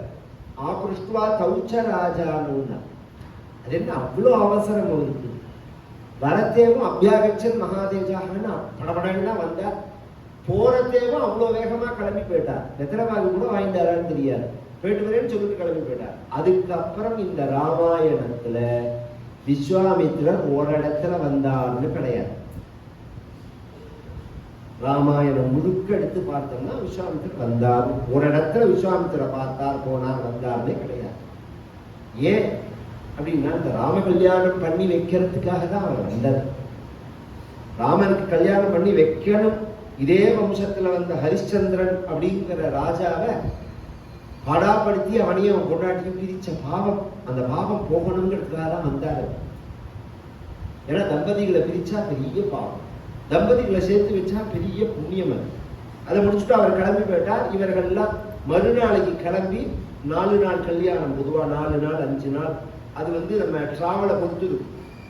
ஒரே இடத்துல பண்ணினா 4 நாள் வரும் கல்யாணம் வரும். நீங்க டிராவல் பண்ணின எல்லாம் அங்கேருந்து வந்துட்டு பிரவிஷ்ய ஹோமம்னு ஒன்று பண்ணணும். இல்லாட்டி ஒன்றுமே கிடையாது. ஒரே மணி நேரத்தில் முடிஞ்சு போயிடலாம், ஒரே மணி நேரம். அதுக்கே அவர் அவசரப்படுத்துறான். மணி ஆயிடுறாக்கு இவன் அவசரப்படுத்துறான்னு இந்த போட்டோ வராங்க. நம்மளே சகுனத்தை பக்கத்துல வச்சுட்டு இருக்கோம். நல்ல ஸ்ரீமங்கல் கட்டலாமாங்கிற சமயத்துல இருவார் போட்டுக்கோம்பா. அதனால நான் போன உடனே சொல்லிருக்கேன், இந்த இருங்கோ நிறுத்துங்கோங்கிற வார்த்தையும் சொல்லக்கூடாது. நீங்க என்ன பூஜை பண்றதுக்கு வந்திருக்கியா, என்னை மாதிரி ஹோமம் பண்றதுக்கு வந்திருக்கியா, நீ போட்டோ எடுக்குதானே வந்திருக்க. நீ எங்க நின்னா உனக்கு போட்டோ வருமோ அது முன்னாடியே நின்றுக்கணும். நில்லுன்னு சொல்லக்கூடாது. ஒரு காலம் அதை செஞ்சு முடிச்சதுக்கு அப்புறம் மாலையை போடுறது இருந்தாங்க. நீ மாலையை போட்டு முடிச்சதுக்கு அப்புறம் ஒரே ஒரு இது மட்டும் கொடுக்கணும், போஸ் மட்டும் கொடுக்கணும் அப்படின்னு சொல்லலாம். இது மாதிரி அவா நிர்பந்தப்படுத்துவா வாத்தியார். மணியா எடுத்து. அவருக்கு என்ன, உனக்கே சட்டை இல்லைன்னா அவர் என்ன பண்ண போறாரு? மந்திர படனமாவது வேண்டாம். நான் என்ன சொல்றேன், 5 நாள் 6 நாள் கல்யாணங்கள்லாம் பண்றதெல்லாம் போச்சுன்னாலும் அந்த கல்யாணத்துக்குன்னு ஒரு மந்திரம் இருக்கு, அதை முழுக்க சொல்ல சொல்லி அதை திரும்ப சொல்ல வேண்டாமா? சொல்லலைன்னா எப்படி சௌக்கியமா இருக்கு? சௌக்கியமா இருக்கிறதுங்கிறது சாமர்த்தியத்தினாலலாம் வந்து அது வசதியினாலலாம் வராது. நீங்க வாழ்க்கையில சம்பாதிக்கலாம், வீடு கட்டலாம், வசதிகளை சேர்த்துக்கலாம். மெட்டீரியல் லைஃப் வேற, சௌக்கியம் வேற. சௌக்கியம்ங்கிறது மனசு சார்ந்த விஷயம். மனசு சார்ந்த விஷயமா இருக்கிறதுனால அந்த தர்மங்களையும் அந்த புண்ணியங்களையும் அந்த சாஸ்திரங்களையும் நம்ம அனுஷ்டானம் பண்ணினாதான் மனசுக்கு பூரிப்பை கொடுக்கும். அது இவர்கள் மறுநாளைக்கு கிளம்பி அயோத்தி வரார்கள். வர வழியில பரசுராமர் வந்துட்டார். பரசுராமர் வரா, ஒரே காத்து சுழற்றி அடிக்கிறது, மிருகங்கள்லாம் அப்படியே பயந்து ஓடுறது. பொதுவா இயற்கையோட சேர்ந்த வாழ்க்கை எல்லாமே நாம தெரிஞ்சுக்க முடியும். நாம அதை தொலைச்சுட்டோம். இன்னைக்கு கிராமத்துல இருந்தோம்னா இந்த வருஷம் மழை பெய்யுமா பெய்யாதா? ஒரு சின்ன உதாரணம் சொல்லிட்டு போறேன். இந்த வருஷம் மழை எப்படி பெய்யும்? நிறைய பெய்யுமா குறைச்சலா பெய்யுமா? வானிலை அறிஞர்கள் சொன்னது ஃப்ராடா போடும். அவன் சொன்னதே கேட்க வேண்டாம். ஒன்ன பார்த்தா தெரிஞ்சுக்கலாம். காக்கா கூடு கட்டும். இப்ப இந்த பங்குனி மாசத்துலாம் கூடு கட்டுவது. காக்கா மரத்தினுடைய வெளிக்கலையில கூடு கட்டினா இந்த வருஷம் மழை பெய்யாது. காக்கா இடுக்குல போய் கூடு கட்டினா மழை பெய்யும். 5 மாசம் கழிச்சு பெய்ய போறது இப்பயே தெரியும். அதுக்கு அந்த கிளைமேட் இது மாதிரி உலகம் முழுக்க நாம அப்சர்வேஷன் பண்ணிக்கிற மாதிரி வாழ்க்கை அமைப்பு. ஒரே தட்டானா பறக்கும். தட்டான் பறக்க ஆரம்பிச்சுட்டு மழை வர போறதும்பா. இது மாதிரி நிறைய விஷயங்கள் சொல்லலாம். சாஸ்திரங்கள்லயே நம்ம பஞ்சாங்கத்திலேயே இன்ன திதி, இன்ன வாரம், இன்ன நட்சத்திரங்கள்லாம் சேர்க்கறது மழை வருங்கிறதெல்லாம் இருக்கு. பஞ்சாங்க படனங்கள்லாம் அதை வச்சுதான். சகுனங்களும் அது மாதிரி. சகுனங்கள் முதல்ல துஷ்சகுணமா இருக்கு, அப்புறம் சுபசகுணமா இருக்கு. வசிஷ்டர்கிட்ட கேட்டா ஏதோ ஒரு ஆபத்து வருது, ஆனா அது நல்லதா தான் முடியும்னா பரசுராமர் வந்தார். வந்த உடனே தசரதன் கொஞ்சம் பயந்து போயிட்டான். தசரதன் பலகீனன் இல்லை, பரசுராமர் அது மாதிரி உள்ளவர். அவர் ரிஷியா இருந்து தபோ பலத்தினால பெரிய ஆளா இருக்கிறதுனால அவரை எதிர்க்கிறது கஷ்டம். சத்திரியர்களுக்கும் அவருக்கும் ஆகாது. எங்க சத்திரியர்களை பார்த்தாலும் வெட்டி கொண்டு வருவது. இது அவரோட சரித்திரத்தில் உள்ள விஷயம். அதனால இவன் பயந்து மயக்கமாயிட்டான். அவர் வந்த உடனே தேரெல்லாம் நிறுத்திட்டு ராமர் இறங்கி நமஸ்காரம் பண்ணினா. ராமருக்கும் பரசுராமருக்கும் ஒரு சம்வாதம். அத அழகா ஸ்லேடையா மகான் கவிகள்லாம் சொல்லியிருக்காங்க. ரே ரே சத்ரகுலாதமா அடேடேன்னார். ரே ரேன்னு அடேன்னு அர்த்தம். அவர் வயசானவர், ராமன் அப்படி கூப்பிடலாம். நம்ம ராமருக்கு 12 வயசு தான். அதோட அவர் நிறுத்தல, சத்திரிய குலத்துல மட்டமானவனேன்னார். பேசுறதேவே சில பேர் கிளப்பி விடுற மாதிரி, இந்த கோபத்தை கிளப்புற மாதிரி பேசுவாங்க. அது இந்த டிபேட்லயும் பார்க்கலாம், இன்டர்வியூலையும் பார்க்கலாம். அதை நாம சமாளிச்சு வெளியில வரணும். ஆனா பதில் கரெக்டா இருக்கணும். பகவான் சிரிச்சுட்டே, நான் மட்டமான நட்சத்திரியனா இருந்தாலும் நீங்க உயர்ந்த பிராமணர்னு கையில ஆயுதத்தை வச்சிருக்கிறதுன்னு தெரியறது. பிராமணியம் அஸ்திரே நத்தே. பிராமணன் ஆயுதத்தை தொடக்கூடாது. ஆயுதத்தை தொட்டு போர் பண்ணா பிராமணியம் போயிடுது. பயிற்சி தான் கொடுக்கலாம், சண்டைக்கு அவங்க கூடாது. அவர் சொன்னார், நான் கையில பரசு வில்லு வச்சுருக்கேன் அப்படின்னா இது என்ன சொப்பு வில்லா, விளையாட்டு வில்லா? நிக்ஷத்ரி தரணி கிருதா நடுமையா. என்னால இந்த பூமியில சத்திரியர்களே இல்லாத செய்யப்பட்டது. சாதாரண ஆள் என்று நினைக்காத. நான் எப்பேற்பட்டவன் தெரியுமா? ஒரு சத்திரியன் கூட இந்த பூமியில இல்லாத பண்ணினவன் தான். மோகம் பகவான் சத்தியவாக்குன்னா. நீங்க சத்திய பேசுறவன் இப்பதான் தெரியாது. நான் யாருன்னு கேட்டார் ராமன். நீ சத்திரியனே இல்லாம பண்ணினேன்னா நான் யாருன்னு கேட்டார். நான் சத்திரியன் தானே. இந்த கோபக்காரன் இருக்கான் பாருங்க, நேருக்கு நேர் பதில் சொல்ல தெரியாது. சப்ஜெக்ட்ல நின்று பேச மாட்டான், மாத்தி மாத்தி பேசுவான். நாம பதில் ஒண்ணு சொன்னோம்னா அது பதில் சொல்ல தெரியும்னா அடுத்த சப்ஜெக்டுக்கு தாவுவான். அதுல இருந்தே அவன் குழப்பறான்னு தெரிஞ்சுக்குவான். நாதி நிர்கிருண தாட்டகாந்த்வமவதி. நீ நான் யாருன்னு கேட்டா நீ மட்டமானவன். என்னத்துல தயையே இல்லாதவன், இரக்கமே இல்லாதவன். ஒரு பெண்ணான தாடகைய கொல்லுவாளாடா யாராவது? ஒரு வீரத்தை போய் பெண்ணிட்ட காமிப்பாளா அப்படின்னு கேட்டார். ஏற்கனவே சொன்னேன், தாடகாவதத்தின் போது ராமர் யோசனை பண்ணினா விஸ்வாமித்திரர் தான் கொல்லுன்னு சொன்னார். இது அந்த சப்ஜெக்டை கூப்பிட்டு கேட்கிறார் இவர். அதுக்கு ராமர் சொன்னார், மாதா நமே தாடகா, எனக்கு தாடகா அம்மா இல்லையே. ஏன்னா அம்மாவை கொண்டவர் பரசுராமர், ரேணுகாதேவியை கொண்டவர் அவர். ஒரு பெண்ணை கொள்ளக்கூடாது அப்படிங்கிற தர்மத்தை எடுத்து பேசுறேன். நீ வேறு உங்க அம்மாவை கொண்டவாதானே இப்படி சொன்ன உடனே இத்தம் பார்கவரோஷ போஷணவபு பாயாதரோ ராகவா, நீ கையில வச்சு நீ சிவதனுஷ முதிச்சேன்னு சொன்னா அது ஏற்கனவே விரிசல் வந்த சொத்த தனுஷு. நீ உண்மையான வீரனாண்டா என் கையில வச்சுருக்கேன் வைஷ்ணவமான தனுசு, சாருங்கம்னு பேரு. அது பரசுராமர் கையில இருக்கிறதே அதுக்கு சாருங்கம்னு பேரு. அந்த சாருங்கத்தோட இருக்கிறதுனாலதான் கும்பகோணத்துல சாருங்கபாணி, சாரங்கபாணின்னு ஒரு கோவில் உண்டு. சாரங்கபாணி வேற, கும்பகோணத்துல ஒரே மாதிரி குழப்பம். சாருங்கபாணிங்கிறது தான் பெருமாளோட பெயர். ஆறாவமுதன் பேரு பகவானுக்கு, அபரியாப்தாமிருதன் அப்படின்னு, முடிவில்லாத அமுதன் பகவான் அப்படின்னு. அப்பேற்பட்ட அந்த சாரங்கத்தை கையில வச்சிருக்காரா, இந்த வில்ல எடுத்து நீ கட்டி காமினா கட்டிட்டா. சத்திரியன் ஆயுதத்தை எடுத்துட்டா பிரயோகப்படுத்தாம உள்ள வைக்க கூடாது, அது ஒரு தர்மம். அப்ப நீங்க அதுக்கு தயாரா இருக்கேன்னா, தயாரா இருக்கேன்னா எடுத்து கட்டிட்டான் பகவான். இந்த வில்லையும் பானத்தையும் வச்சு பரசுராமருக்கு நேரம் வச்சான். இப்ப என்ன பதில் சொல்றேன்னு கேட்டான். என் வாழ்க்கையில இது பரியந்தம் நான் என்னென்ன ஆயுதங்கள் அஸ்திர சஸ்திரங்கள்லாம் சம்பாதிச்சிருக்கேனோ, மந்திரங்கள்லாம் அத்தனையும் உங்ககிட்ட சமர்ப்பணம் பண்றேன். கொடுத்துட்டா இதெல்லாம் ரொம்ப அழகான இடங்கள்.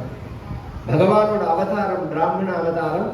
பிராமணனா பிறந்து சத்திரியனா மாறினவர் பரசுராமர், சத்திரியனா பிறந்து பிராமணனா மாறினவர் விஸ்வாமித்ரர். இவா ரெண்டு பேருக்குள்ள ஒரு கனெக்டிங் உண்டு. இவா மாமா தான் விஸ்வாமித்ரர், பரசுராமரோட ஒரு வகையில மாமா.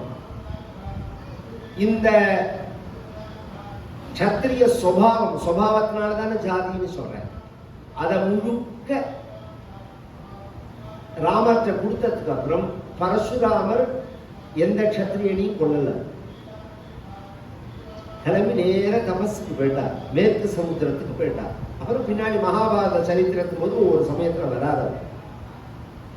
அங்க போய் கோகர்ணத்துல பரமேஸ்வரனை தபஸ் பண்ணி யாகம் பண்ணி பகவான் பிரத்யக்ஷம். கோகர்ணம்னு ஒரு க்ஷேத்திரம், சாநித்தியம் எத்தியத்பூஜடேகன். வாழ்க்கையில் இதெல்லாம் ஒரு தடவையாவது பார்க்கணும். நான் சைனா போனேன், ஹாங்காங் பார்த்தேன், ஜப்பான் போனேன். புண்ணிய போனவன் சொந்தத்தில் அதை தான் எழுத போனான். நம்ம பாரத தேசத்துல பிறந்திருக்கோம். என்ன க்ஷேத்திரம் பிராச்சீனமான க்ஷேத்திரம்னு இருக்கோ அந்த க்ஷேத்திரம் எதையுமே மிஸ் பண்ணக்கூடாது. கோகர்ணாக்கியம் சிவக்ஷேத்திரம். அதுல 100 சுவாசம் இருக்குன்னா எத்தனை பேருக்கு அது தெரியும்னு தெரியாது. ஆஞ்சநேயரோட பர்த் பிளேஸ் கோகர்ணம் தான். அது சுந்தரகாண்டத்திலேயே இருக்கு. இன்னைக்கு திருப்பதியில பிறந்தாருன்னா அவ டிக்ளேர் பண்ணிட்டு இருக்கா. இதை ஏன் அப்ஜெக்ஷன் சொல்லல அப்படின்னு சொன்னா அதுல ஒரு ப்ராப்ளம் இருக்குது. திருப்பதியில வர பணத்துல எல்லா பாரத தேசம் முழுக்க உள்ள எல்லா ஆலயங்களுக்கு எல்லாம் தர்ம காரியங்களுக்கும் அவ கொடுக்குறா. அவளை எதிர்த்தம்னா அந்த ஃபண்டெல்லாம் நின்று போயிடுங்கிறதுனாலதான் அவ அதை. நான் அங்க கேட்டேன், கோகர்ணத்திலேயே ஒரு பெரிய சுவாமிஜிட்ட கேட்டேன், இதை ஏன் டிக்ளேர் பண்ணல? டிக்ளேர் பண்ணா திருப்பதிக்கு ஒரு இஷ்யூவாக போயிடும் அது. ஆனா உண்மை சுந்தரகாண்டத்துல 35வது சங்கத்துல வரது எங்கிட்டே காமிச்சாரு. நானே பார்த்திருக்கேன். நான் அவர் சொன்ன பிறகு தான் நான் கவனிச்சேன். கோகர்ணம் தான் ஆஞ்சநேய சுவாமி பிறந்த இடம்ங்கிறது. ஆஞ்சநேயரோட ஜென்ம பூமி கோகர்ணம் தான். அந்த கோகர்ணம் அப்படிங்கிற க்ஷேத்திரத்துல போய் தபஸ் பண்ணி பகவான் பிரத்யக்ஷமாகி எனக்கு இது மாதிரி ஒரு 108 சிவாலயங்களை ஸ்தாபிக்கிறதுக்கு ஒரு பூமி வேணும், பவித்திரமான பூமி வேணும்னு சொல்ல, இந்த மேற்கு தொடர்ச்சி மலையிலேருந்து உன்னோட பரசுவை விட்டு ஏறி அப்படின்னு பகவான் சொல்ல, சமுத்திரத்தை நோக்கி விட்டு எரிஞ்ச உடனே சமுத்திரம் உள்ள போயிடுத்து. நடுப்புல கிடைச்ச பூமி தான் இன்னைக்கு கேரள தேசம்னு நாம் சொல்றோம். ஆனா எல்லாரும் சொல்றது மலையாளம்னு சொல்றோம். அதுவே முதல்ல வார்த்தை தப்பு. மலை அப்படின்னா எல்லாருக்கும் அர்த்தம் தெரியும். ஆழி அப்படின்னா கடல்னு அர்த்தம். மலைக்கும் கடலுக்கும் மத்தியில உள்ள பிரதேசங்கிறதுனால மலையாழி. மலையாளி இல்ல, மலையாழி. ஆழிநிற கண்ணான் இது பரசுராமரால ஏற்படுத்தப்பட்ட க்ஷேத்திரம். இது பரசுராம க்ஷேத்திரம். அதுக்கு முன்னாடி அந்த க்ஷேத்திரம் கிடையாது. மேற்கு தொடர்ச்சி மலையோட முடிஞ்சு போயிடும், சமுத்திரம் அதோட நிற்கும். அந்த சைத்திரம் சொன்னா பகவான் வந்தா, அயோத்திக்கு வந்தா, கல்யாணத்துக்கு வந்த யுதாஜித்துங்கிற மாமா பரதனையும் சத்ருகுனையும் அழிச்சுன்னு போயிட, ராமவீரான் தன் மனைவியான சீதையோட ரொம்ப சௌக்கியமா இருந்தார். இதை சீதையே சொல்றார். குஞ்சானா மானுஷான் போகான் சர்வகாம சமந்தினி தத்ர த்ரயோதசே வருஷே. ஆஞ்சநேய சுவாமிகிட்ட தன்னை அறிமுகப்படுத்திக்கும் போது கல்யாணமாகி 12 வருஷம் நாங்க ரொம்ப சௌக்கியமா இருந்தோம். நாமெல்லாம் அதை தெரிஞ்சுக்கணும். இந்த குழந்தைகளுக்கு போய் 30-35 வயசுல கல்யாணம் பண்றமே எவ்வளோ ஸ்ட்ரெஸ், எவ்வளோ கஷ்டம். இதோட குழந்தை பிறக்கலேங்கிற சிரமம் வேற. அழகா காலத்துல 18-20 வயசுல பண்ணி 24 வயசுல பண்ணினா ஒரு 5-6 வருஷம் நீ பாட்டுக்கு என்ஜாய் பண்றா வாழ்க்கைய, கவலைப்படாதடா அப்படின்னு சொல்லணும் குழந்தைகிட்ட. அப்புறம் தான் கவலைப்படுறது இருக்கவே இருக்கு. இப்ப ஆரம்பமே கடன், வீட்டு கடன், கார் கடன். வீடு இருக்கான்னு கேட்கிறா. ஏன்னா எல்லாரும் பிறக்கிறதே வீடோட தான் பிறந்தால. என்ன ஒரு கான்செப்ட், என்ன ஒரு பைத்தியக்காரத்தனமான ஒரு சமூகத்தை எங்க கொண்டு போறோம், நாம என்ன பண்றோம்? பெரியவாள்லாம் இந்த யோசனை பண்ண வேண்டாமா? இது சரியில்லை. அதுக்காக சொல்ல வர குழந்தைகளை வளர்க்கறதேவே ஆரம்பத்திலேருந்தே நீங்க அந்த நேரத்துல சொன்னா கேட்க மாட்டா. ஆரம்பத்திலேருந்தே இந்த விஷயங்கிறத சொல்லிவிடணும். இப்படிதான் கல்யாணம் பண்ணிக்கணும், இந்த மாதிரிதான் இருக்கணும், வைதிக சாஸ்திரப்படிதான் இருக்கணும், பெரியவாள்லாம் சேர்ந்துதான் கல்யாணம் பண்ணுவா, உனக்கு பிடிச்சவன பண்ணிக்கலாம், பிடிக்காதவன நிர்பந்தப்படுத்தக்கூடாது. அதே சமயம் உன் இஷ்டம், அது என் இஷ்டம் சொன்னா உன் இஷ்டம் மட்டும் கிடையாது, சாஸ்திரத்தோட இஷ்டம் அது அப்படிங்கிறது. அதெல்லாமும் பார்க்க தான் பார்ப்போம். அதுல முக்கியமானதுங்கிறது அந்த குழந்தைகளை சந்தோஷமா இருக்க விடணும். முதல்ல நான் இப்ப கேரியரை பார்க்கணுங்கிறான். பழைய காலத்துல அம்பாசிடர்னு ஒரு கார், அதுக்கு கேரியர்னு உண்டு. கேரியர், டிக்கி எல்லாம் விட்டு இருக்கு.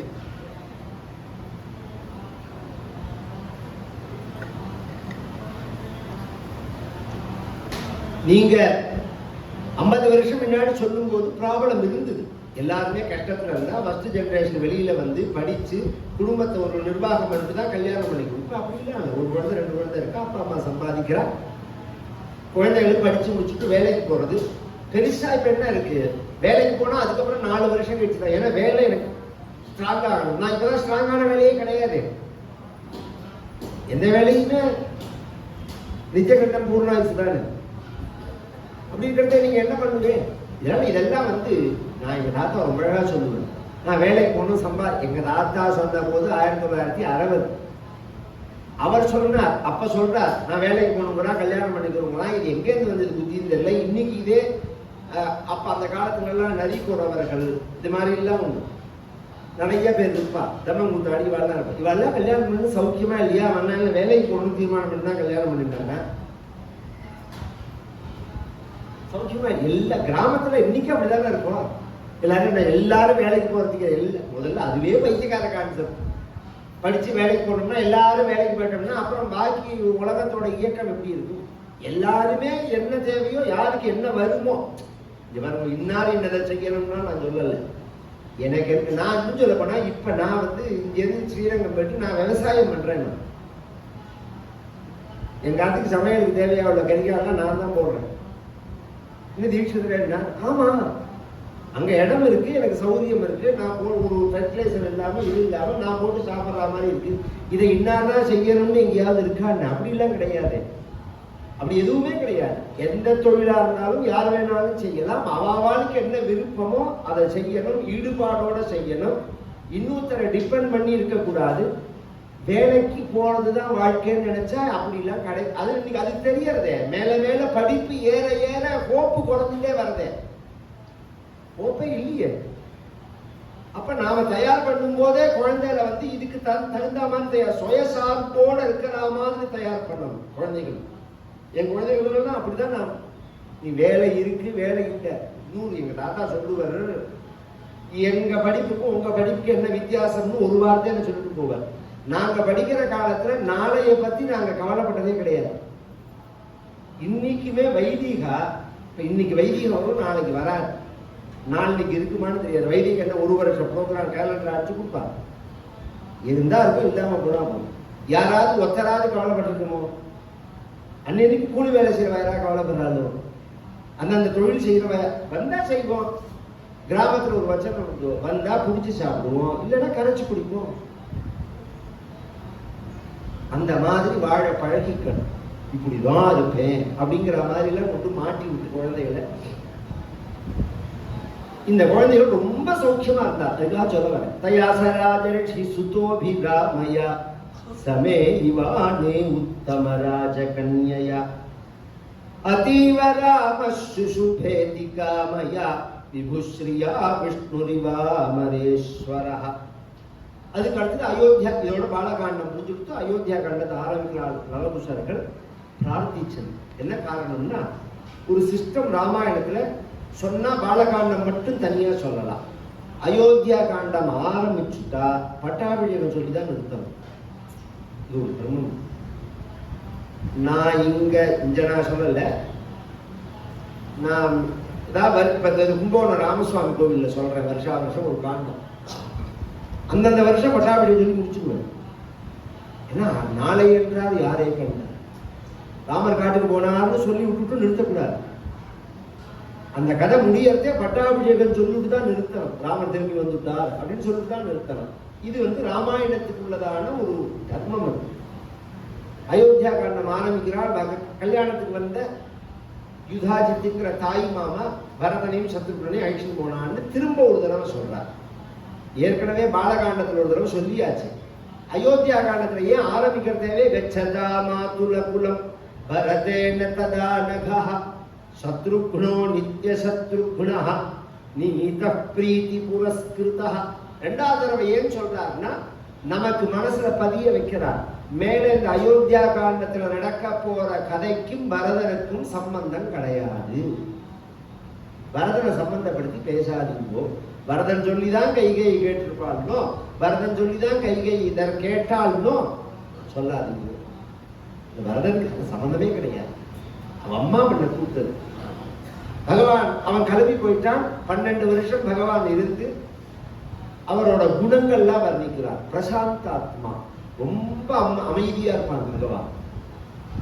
பிரசாந்தின்னா கண்ண மொழி ஊக்க பிடிச்சு உட்கார்ந்துக்கிறது இல்லை, புலன்கள் பறக்காம இருக்கிறது. நமக்குலாம் ஒரு நிமிஷம் உட்காந்து வச்சாலே ஒன்று இடத்துக்குள்ள ஜெல் எப்படிங்கிறோம் நோண்டுறோம்.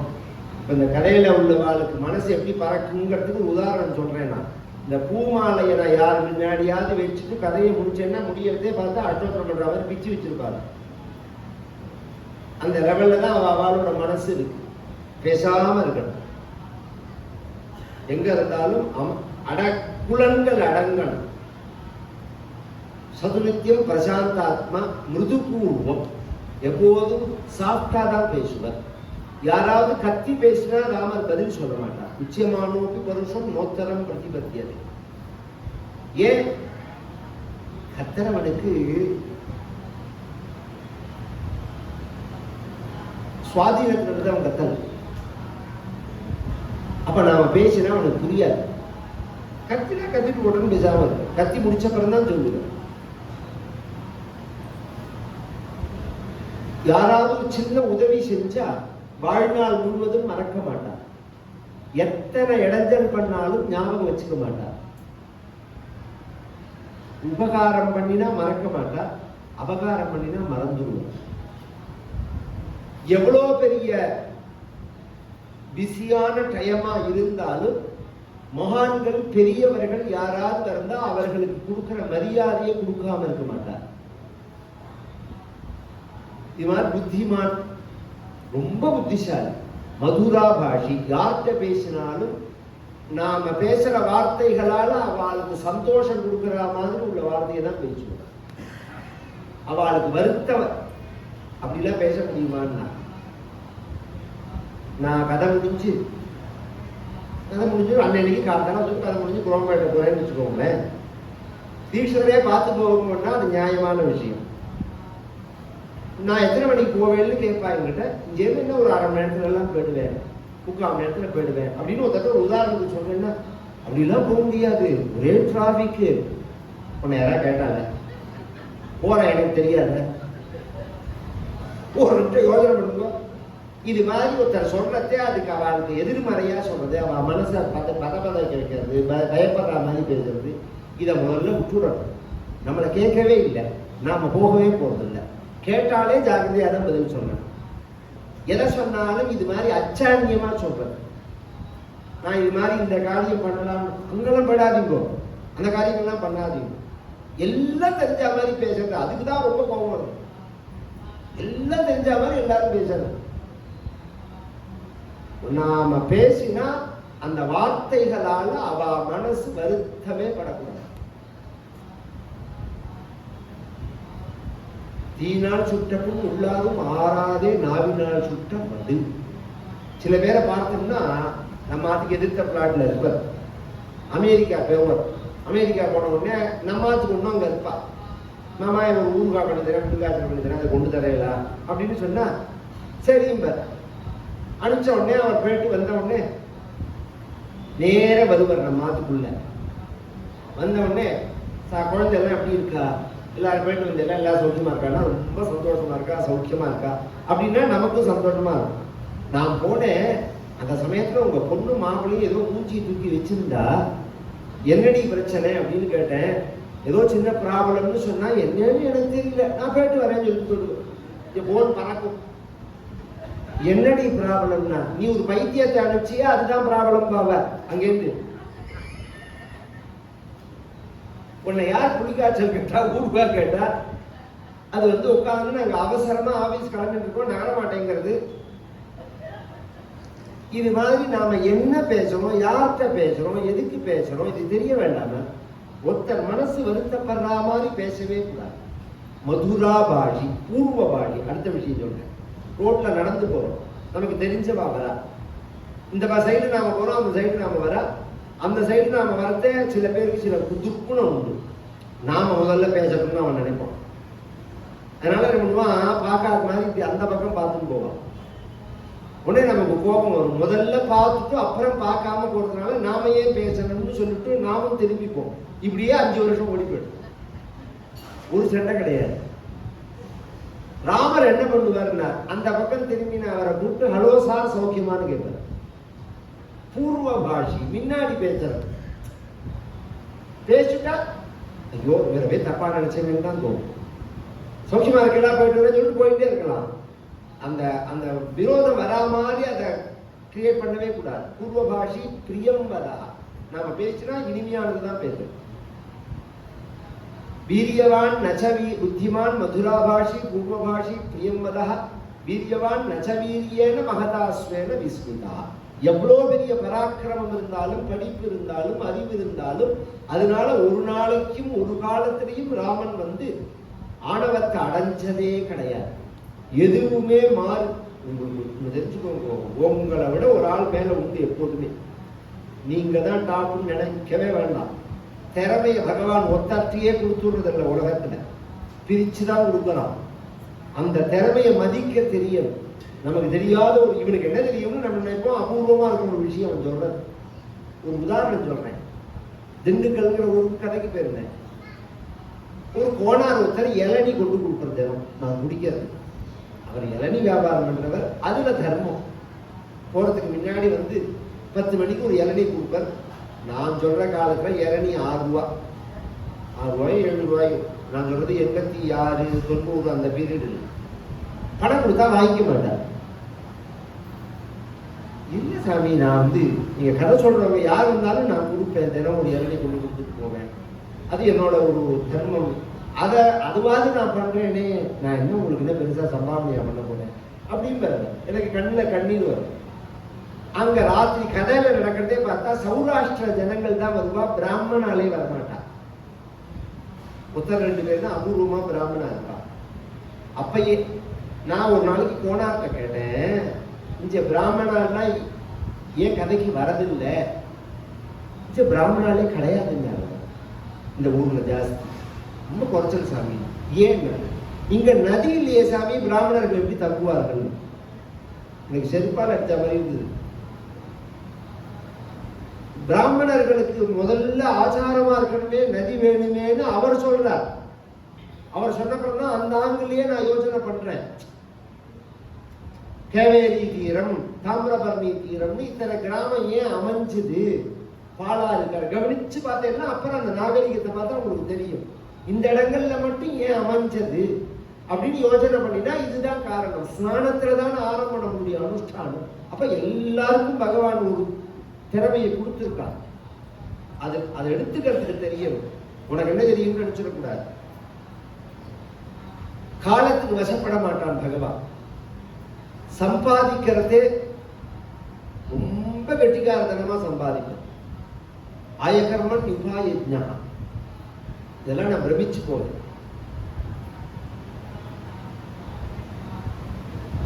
நான் அரசியல் பேச மாட்டேன், அரசியல் பேசணுங்கிறது எனக்கு எண்ணம் கிடையாது. ஆனா ஜனங்களுக்கு அது நாலடிச்சுக்கு வரணுங்கிறதுக்காக சொல்றேன். இந்த கொரோனா வந்ததோனும், இந்த கொரோனா வந்த சமயத்துல ரெவென்யூ முழுக்க நின்று போகணும்.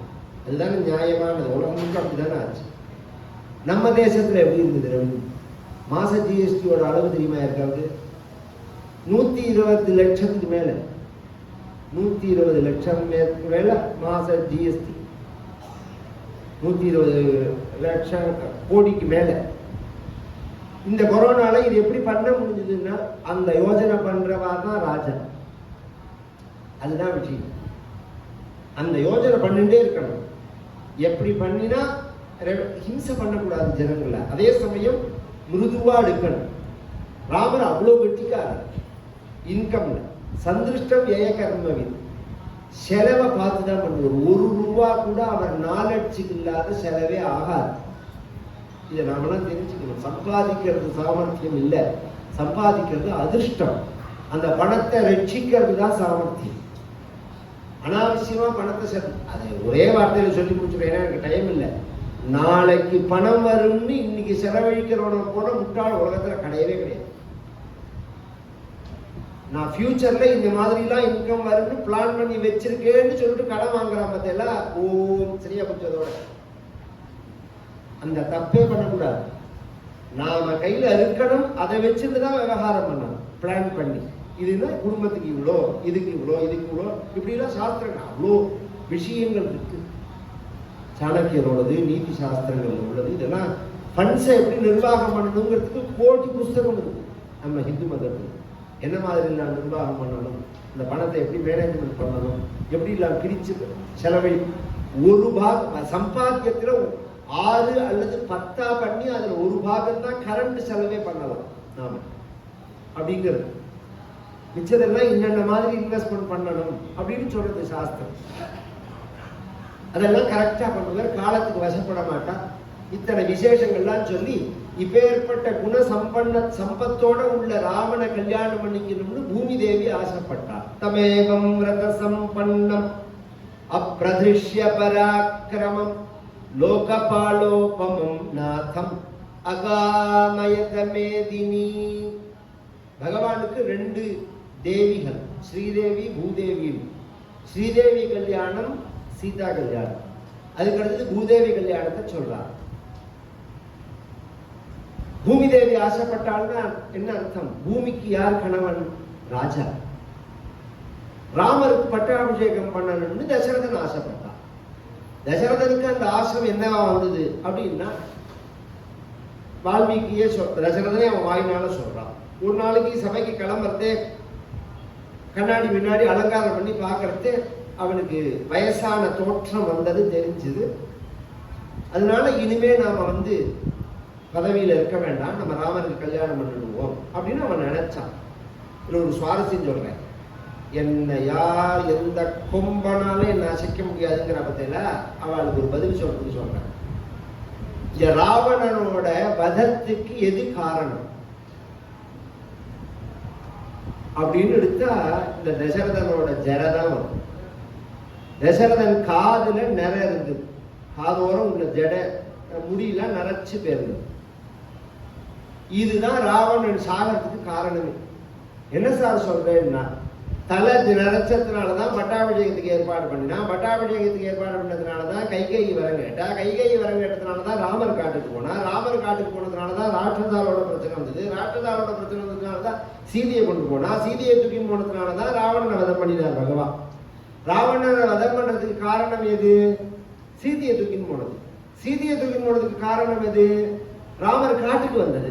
காட்டுக்கு வந்ததுக்கு காரணம் எது? கைகேயி வரம் கேட்டது.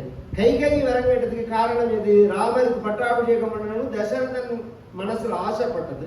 தசரதன் ஆசைப்பட்டதுக்கு காரணம் எது? அவன் நினைச்ச முடி. இதுக்கு மேல ஒண்ணு சொல்ல முடியுமா?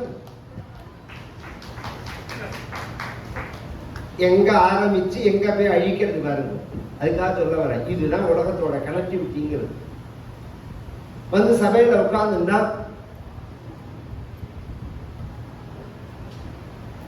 பாண்டுரஸ்யாத பத்ரஸ்ய ಛಾಯಾಯಾಂ ஜரிதம் மயா.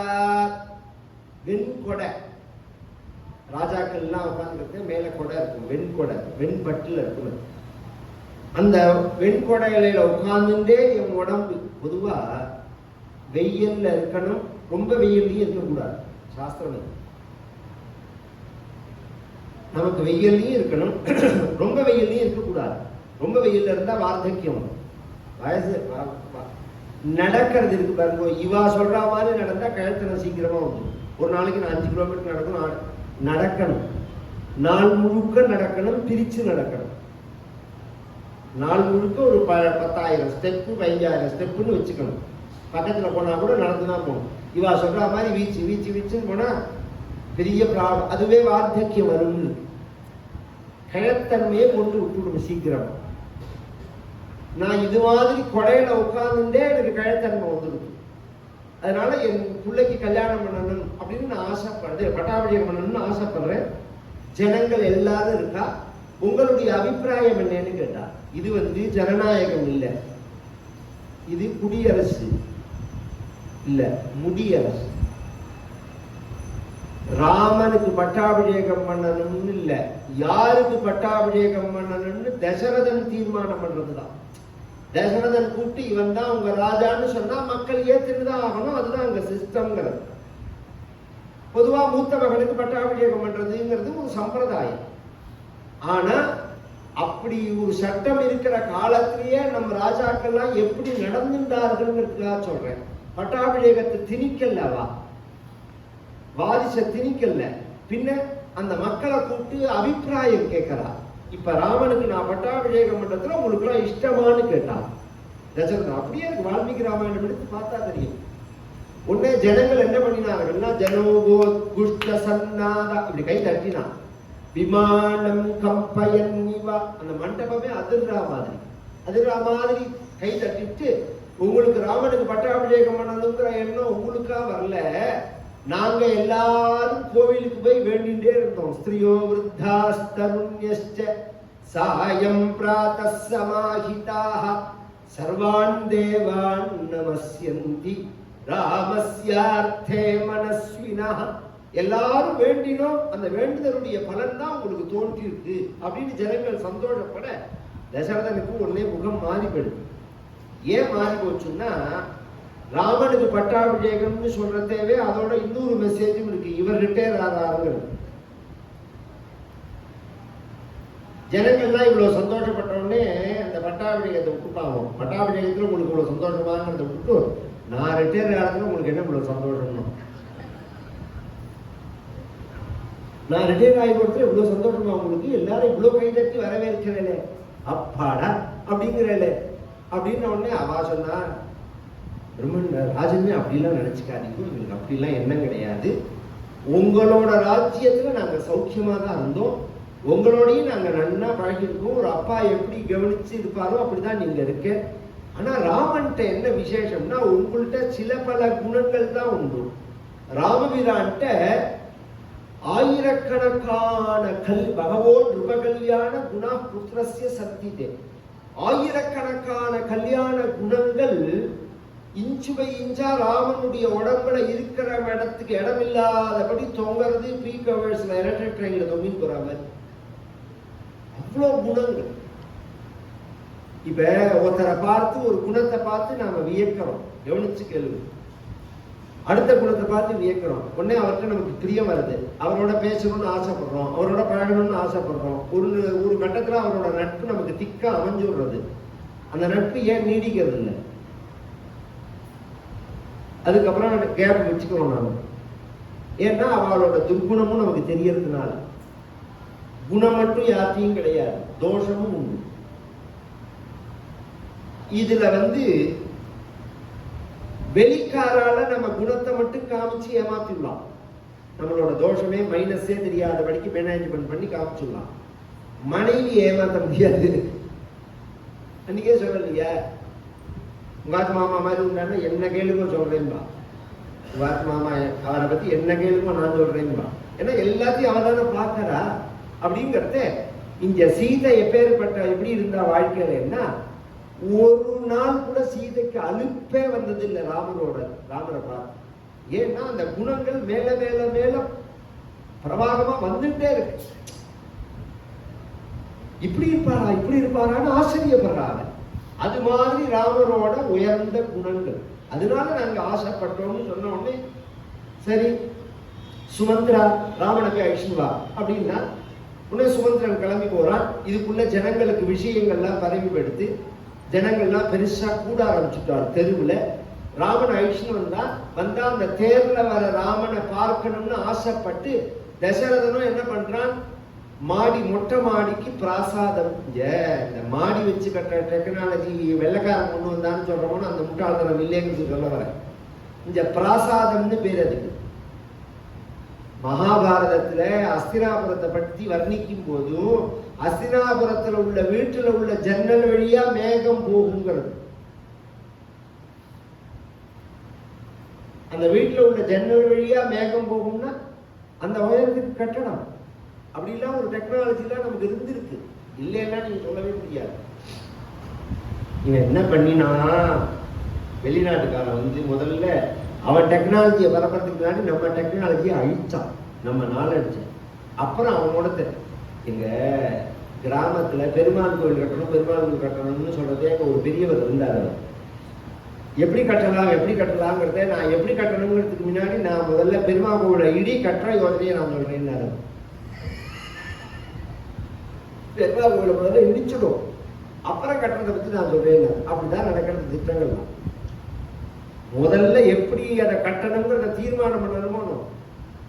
இவன் இது மாதிரி நாசம் பண்ணினான்னு நான் சொல்லல. தரம்பால்னு ஒருத்தர், பியூட்டிஃபுல் ட்ரீ அப்படின்னு இங்கிலீஷ்ல பேர் அந்த புஸ்தகத்துக்கு. தமிழ்ல அழகிய மரம் வேர்கள் அப்படின்னு அந்த புத்தகத்தை படிச்சு எல்லாம் தெரியும். இவன் பிரிட்டிஷ்காரன் வரத்துக்கு முன்னாடி இந்த தேசத்துல எத்தனை ஜில்லாவில் எத்தனை ஸ்கூல் இருந்தது, எத்தனை பள்ளிக்கூடத்துல எத்தனை பேர் படிச்சா அப்படிங்கிறதெல்லாம் அவன் சர்வே எடுத்துட்டு தான் மெக்காலை அடுத்தது அவனோட கொண்டு வரான். அப்ப சர்வே எடுத்ததெல்லாம் பை ரெக்கார்டா பண்ணி வச்சிருக்கான். அதை முழுக்க எடுத்து போடுறான். காந்திஜி அதை ரொம்ப கொண்டாடினார்னு அவ சொல்லுவான். அவர் என்ன சொல்றாரு தரம்பார்னா, இந்த மரத்தை புடுங்கி பார்த்தான், புடிக்கிறவன் திரும்பி நடல அதை தூக்கி போட்டுட்டான். இந்த மரத்தோட ரூட் எப்படி இருக்குங்கிறத பார்த்தான். பார்த்துட்டு அது மாதிரி ஒரு சிஸ்டத்தை கிரியேட் பண்ணணும்னு தான் இந்த மரத்தை அவன் புடுங்கினது. புடிக்கிறவன் அந்த மரத்தை திரும்பி நடலன்னு எல்லாம் நம்ம தேசத்துல இருக்குங்கிறது சொல்ல வர. மாடியில ஏறி தசரதன் போய் பார்க்கறான் தேர்ல வர ராமனை. இத்தனை நாளா பார்த்த ராமனுக்கும் இப்ப பார்க்கிற ராமனுக்கும் என்ன வித்தியாசம்னா, அது சாதாரணமா இப்ப குழந்தைய நம்ம குழந்தையா பார்க்கறதுக்கும் கல்யாணத்துக்கு மாப்பிள்ளையாவும் பொண்ணாவும் பார்க்கறது, கல்யாண பொண்ணா கல்யாண பையனா பார்க்கறது நமக்கே ஒரு சந்தோஷம் இருக்கும். அப்படி பார்க்கணும்னு தான் எல்லாருமே ஆசைப்படுவார். அது மாதிரி கத்திரியர்களுக்கு என்ன ஆசைன்னா ராஜாவா பார்க்கணுங்கிறது தான். இப்ப ராஜான்னு தீர்மானம் பண்ணி வரதுனால தேர்ல வர ராமனை பார்க்கணும்னு ஆசைப்படுறார். இது எல்லா அப்பா அம்மாவுக்கும் உள்ளதான ஒரு பூரிப்பு. இந்த பழைய காலத்துல மாப்பிள்ளை ஒரு கூட்டு உண்டு. அந்த காரில் வச்சுன்னு வரதே அதில் ஏகப்பட்ட குழந்தைகளை ஏற்றி விட்டு எல்லாரோடையும் அந்த மாப்பிள்ளை வருவான். எல்லாரும் முன்னாடி நடந்து போவான். இந்த கோவில்லேருந்து போகிறது ஒரு கல்யாணம் ஆன ஒரு தம்பதிகள் ஒருத்தரோட ஒருத்தர் பேசின்னு போறா. எங்க நம்மாவது குழந்தை எங்கன்னா அவன் தெரியாதா மத்தியில காரில் உட்காந்துருக்கான் பாருங்க மாப்பிள்ளை பக்கத்துல அப்படின்னா உடனே திரும்பி பார்த்து அப்பா சொன்னா எடி நம்ம பையன் தாண்டி மாப்பிள்ளை மாதிரி இருக்கான்னு. இந்த மாப்பிள்ளை இப்ப கார்ல வர இந்த கூட்டத்துல இவன் பையனை பார்த்து அவன் அப்பா சொல்றான் நம்ம பையன் தான் மாப்பிள்ளை மாதிரி இருக்கான்னு. உண்மையில அவன் எப்படி தெரியுமா இருக்கான்? அந்த காருக்கு அவன் தான் திருஷ்டி பரிகாரமா இருக்கான். அப்படி சொன்னா ஒத்துக்கல. காக்காய்க்கு தன் குஞ்சு பொன் குஞ்சு. தன் குழந்தைய அப்படி பார்க்கறது எல்லாருக்குமே சந்தோஷம் வரத்தான் வரும். அது மாதிரி பார்க்கணும்னு ஆசைப்பட்டு தசரதன் மேல வரான். வந்தாக்க தேர்ல வந்த ராமர் எப்படி இருந்தார்னு சொல்றார். கந்தர்வராஜ பிரதிமம் லோகே விக்யாத பௌருஷம் தீர்க்கபாகும் மகாசத்வம் மத்தமாதங்ககாமினம் சந்திரகாந்தானனம் ராமம் அதீவ பிரிய தர்சனம் ரூபௌதாரிய குணை பும்சாம் திருஷ்டி சித்தாபஹாரினம் கர்மாபிதப்தா பர்ஜன்யம் க்ளாதயந்தமிவ பிரஜாஹ நததர்ப்பசமாயாந்தம் பஷ்யமானோ நராதிபஹ கந்தர்வராஜ பிரதிமம். உலகத்தில் அழகானவர்கள் கந்தர்வர்கள், இயற்கைய அழகானவர்கள் கந்தர்வர்கள். ரூபாபிகாமோ கந்தர்வா அப்படின்னு கந்தர்வராஜ பூஜைன்னு ஒண்ணு இருக்கு. எதுக்கு தெரியுமோ? பார்க்கிறவாளுக்கு நான் அழகா தெரியணும்னா அந்த பூஜையை பண்ணணும். அப்படின்னா பார்க்கிறவாளுக்குலாம் என்னை பார்த்தாலே அழகா இருப்பேன். அழகா இருக்கல நீங்க என்ன பண்ணிட்டு இருக்கல, என்ன பவுடர் யூஸ் பண்றேன், என்ன ஸ்மூல் யூஸ் பண்றேன், இப்படி நோண்டிகிட்டே இருப்பான். ஒண்ணுமே இல்லை, வெறும் தேங்காய் எண்ணெய் தடவைன்னா வருவோம் நம்ம. அதை விட ஒரு உதாரணம் சொல்றேன் நினைக்கிறேன். நான் அரசியல் பேச மாட்டேன். ரொம்ப பிரபலமான சிஎம்மா கூட இருந்த ஒரு பிரசித்தமான ஒரு அம்மா, ரொம்ப அழகுன்னு எல்லாரும் சொல்லுவா. அந்த அம்மா என்ன தெரியுமா இருப்பா? விளக்கெண்ணெயை தான் தடிப்பா. நித்தியப்படி முகத்துல விளக்கெண்ணெயை தான் பாலிஷ் போட்டு வருவா. பார்க்குறவாளுக்கெல்லாம் பிரமிப்பா இருக்கும். இந்த அழகுங்கிறது இந்த கந்தர்வ பூஜையினால வரும். ஒரு ஆச்சரியம் சொல்றேன், எல்லாரும் பண்ணலாமான்னா கிடையாது. சாஸ்திரம் எங்க விதிச்சிருக்குன்னா கல்யாணமான உடனே அந்த தம்பதிகள் 2 பேரும் அந்த பூஜையை பண்ணணும்னு இருக்கு. கல்யாணமான பையனும் பொண்ணும் பண்ணணும். எதற்காகன்னா வாழ்நாள் முழுவதும் இந்த பையனுக்கு அந்த பொண்ணு தான் அழகானவள்னு தெரியாது. வாழ்நாள் முழுவதும் அந்த பையன் பொண்ணுக்கு தன் ஆத்துக்காருக்கு மேல அழகே கிடையாது அப்படின்னு தோணணும். இந்த எண்ணம் இருக்காரும் அதுதான வாழ்க்கை, காமம் இல்லை வாழ்க்கை. அதை அடிப்படையா கொண்டது அந்த பூஜை. இன்னைக்கு அதெல்லாம் ஒண்ணுமே கிடையாது. கந்தர்வராஜ பூஜைன்னு ஒண்ணு இருக்கேன்னு வாத்தியார வேணா கட்டுவாருமோ பதில் சொல்ல மாட்டாங்க. ஏன்னா அது கல்யாணங்கள்லாம் முடிஞ்சு பண்ண வேண்டிய பூஜை. அது 4 நாள் அந்த கந்தர்வனை கூட வச்சுருந்து 4வது நாள் சேஷம் ஹோமத்தை அன்னைக்கு விசர்ஜனம் பண்ணணும். அந்த கந்தர்வராஜன் சித்திரசேனன்னு பேர் அவனுக்கு. அவன் எப்படி இருப்பானோ அப்படி இருக்கார் ராமன். கந்தர்வராஜ பிரதிமம். சில பேர் பார்க்கறதுக்கு ரொம்ப அழகா இருப்பான். ஒரு சபையில எல்லாம் வந்து இப்படி முன்னாடி உட்காந்து வச்சா படப்படப்படன்னு அங்கவத்திரத்தையும் வேற போத்தி விட்டுறோன்னு வச்சுக்கோங்க, பட்டுமாமா மாதிரி இருப்பார். ஆனா அவரோட ஒரு பிரயோஜனம் இருக்காது. இந்த நவராத்திரி பொம்மையில வைக்கிற பாருங்க ஃப்ரூட்ஸ், அதுவும் அவரும் ஒன்னா இருக்கும். இந்த கொல்லூர்ல வைக்கிற பாருங்க பழங்கள்லாம் ஒரிஜினல் ஃப்ரூட்ஸை விட அது ரொம்ப நல்லா இருக்கும் பார்க்கறதுக்கு. கிட்டக்கவே தொட்டோம்னா கல்லா இருக்கும் அல்லது மெழுகா இருக்கும். அது மாதிரி உலகத்துல இருக்கானா புகழ் இருக்கணும். என்னை பத்தி தெரியணும். 4 பேருக்கு பக்கத்துல உட்கார்ந்து கூட தெரியாது. கியாத பௌருஷம், விக்யாத பௌருஷம், லோகே விக்யாத பௌருஷம்னு 3 நிலையில ராமரை பத்தி உலகம் முழுக்க தெரிஞ்சுது. முதல்ல தாடகையை வதம் பண்ணினவுடனே தெரிய ஆரம்பிச்சுட்டோம். வால்மீகி விஸ்வாமித்திரருடைய கியாத பௌருஷம்ங்கிறது சித்திச்சுது. விஸ்வாமித்திரருடைய யாகத்தை ரட்சிச்சு மாரீசனை அடிச்சு விரட்டி விட்டனோடனே விக்யாத பௌருஷம் அதர் ஸ்டேட்ல பேச ஆரம்பிச்சுட்டா. வில்ல முறிச்ச உடனே லோகே விக்யாத பௌருஷம். 12 வயசுல வேர்ல்டு முழுக்க ராமனை பத்தி தெரியும். இது பெரிய பாக்கியம் வாழ்க்கையில். சின்ன வயசுல கீர்த்தி அடையிறதுக்கு பாருங்க, அது ரொம்ப விசேஷ வாழ்க்கையில். சின்ன வயசுல பக்தி வரணும், சின்ன வயசுல புகழ் வரணும், நாம அடையணும், நம்ம உழைப்பினால அடையணும். சில பேருக்கு வரும் பட்டம் வரும், 99 வயசுல பத்மஸ்ரீ பட்டம் கொடுப்பா, இவரே கூடையில் அடின்னு போற மாதிரி இருக்கார். இது வாது தேவல. இன்னும் சில பேருக்கு போனப்புறம் வரும். என்ன பிரயோஜனம்? நாம் இருக்கிற காலத்துல என்ன வரணும்? அது நாம் இருக்கிற காலத்துல என்ன அந்த புகழை சம்பாதிச்சுக்கணும். தோன்றின் புகழோடு தோன்றுக தோன்றல், தோன்றினார் தோன்றலின் தோன்றாமை நன்று அப்படிங்கிறார் வள்ளுவர். அது மாதிரி நல்ல காரியங்கள் ஏதாவது பண்ணணும். ராமருக்கு அது மாதிரி புகழ். தீர்க்கபாவம், சாமுதிரிகா லட்சணப்படி கை இருக்கிறது, அது ரொம்ப நீளமா இருக்கும், கை நீளமா இருக்கும். அப்படி அப்படி பகவான் நின்னாலே தொடுகழல் கமலம் மன்ன தாள் கண்டார். இந்த கம்பர் இருக்காரு, நாராயண பட்டத்தையும் கம்பரும் ஒண்ணு என்ன கேட்டார். பாகவதத்துல ஒரு இடத்த சுவாரஸ்யத்தை கூட விடாம சொன்னவர் நாராயண பட்டத்தில். அது மாதிரி வால்மீகி ராமாயணத்துல அபூர்வமான சுவாரஸ்யம் ஒன்ன கூட அவர் விட்டதே கிடையாது கம்பர். அப்படி ஒரு ராம பக்தி அவருக்கு. இந்த பக்தினால சொன்னார், கவித்திறனால எல்லாம் கிடையாது. அதை விட கவித்திறனா உள்ளவெல்லாம் உண்டு, கம்பரை விட சாமர்த்தியமா கவிதை எழுதினவெல்லாம் உண்டு. கம்பராமாயணம் ஏன் இன்னைக்கு நின்று பேசுறது அப்படின்னா அவருடைய பக்தி தான் காரணம், ராமன் மேல உள்ள பக்தி தான் காரணம். தொடுகழல் கமலம் மண்ண அந்த சாட்சா்கார மானத்தினால சொல்றார். அப்படி நின்னாலே ராமரோட அந்த அந்த கை இருக்கிறது எல்லாம் கால் முட்டிக்கிட்ட வந்து தொடுவது. இது உயர்ந்த ஆணுக்கு அழகு.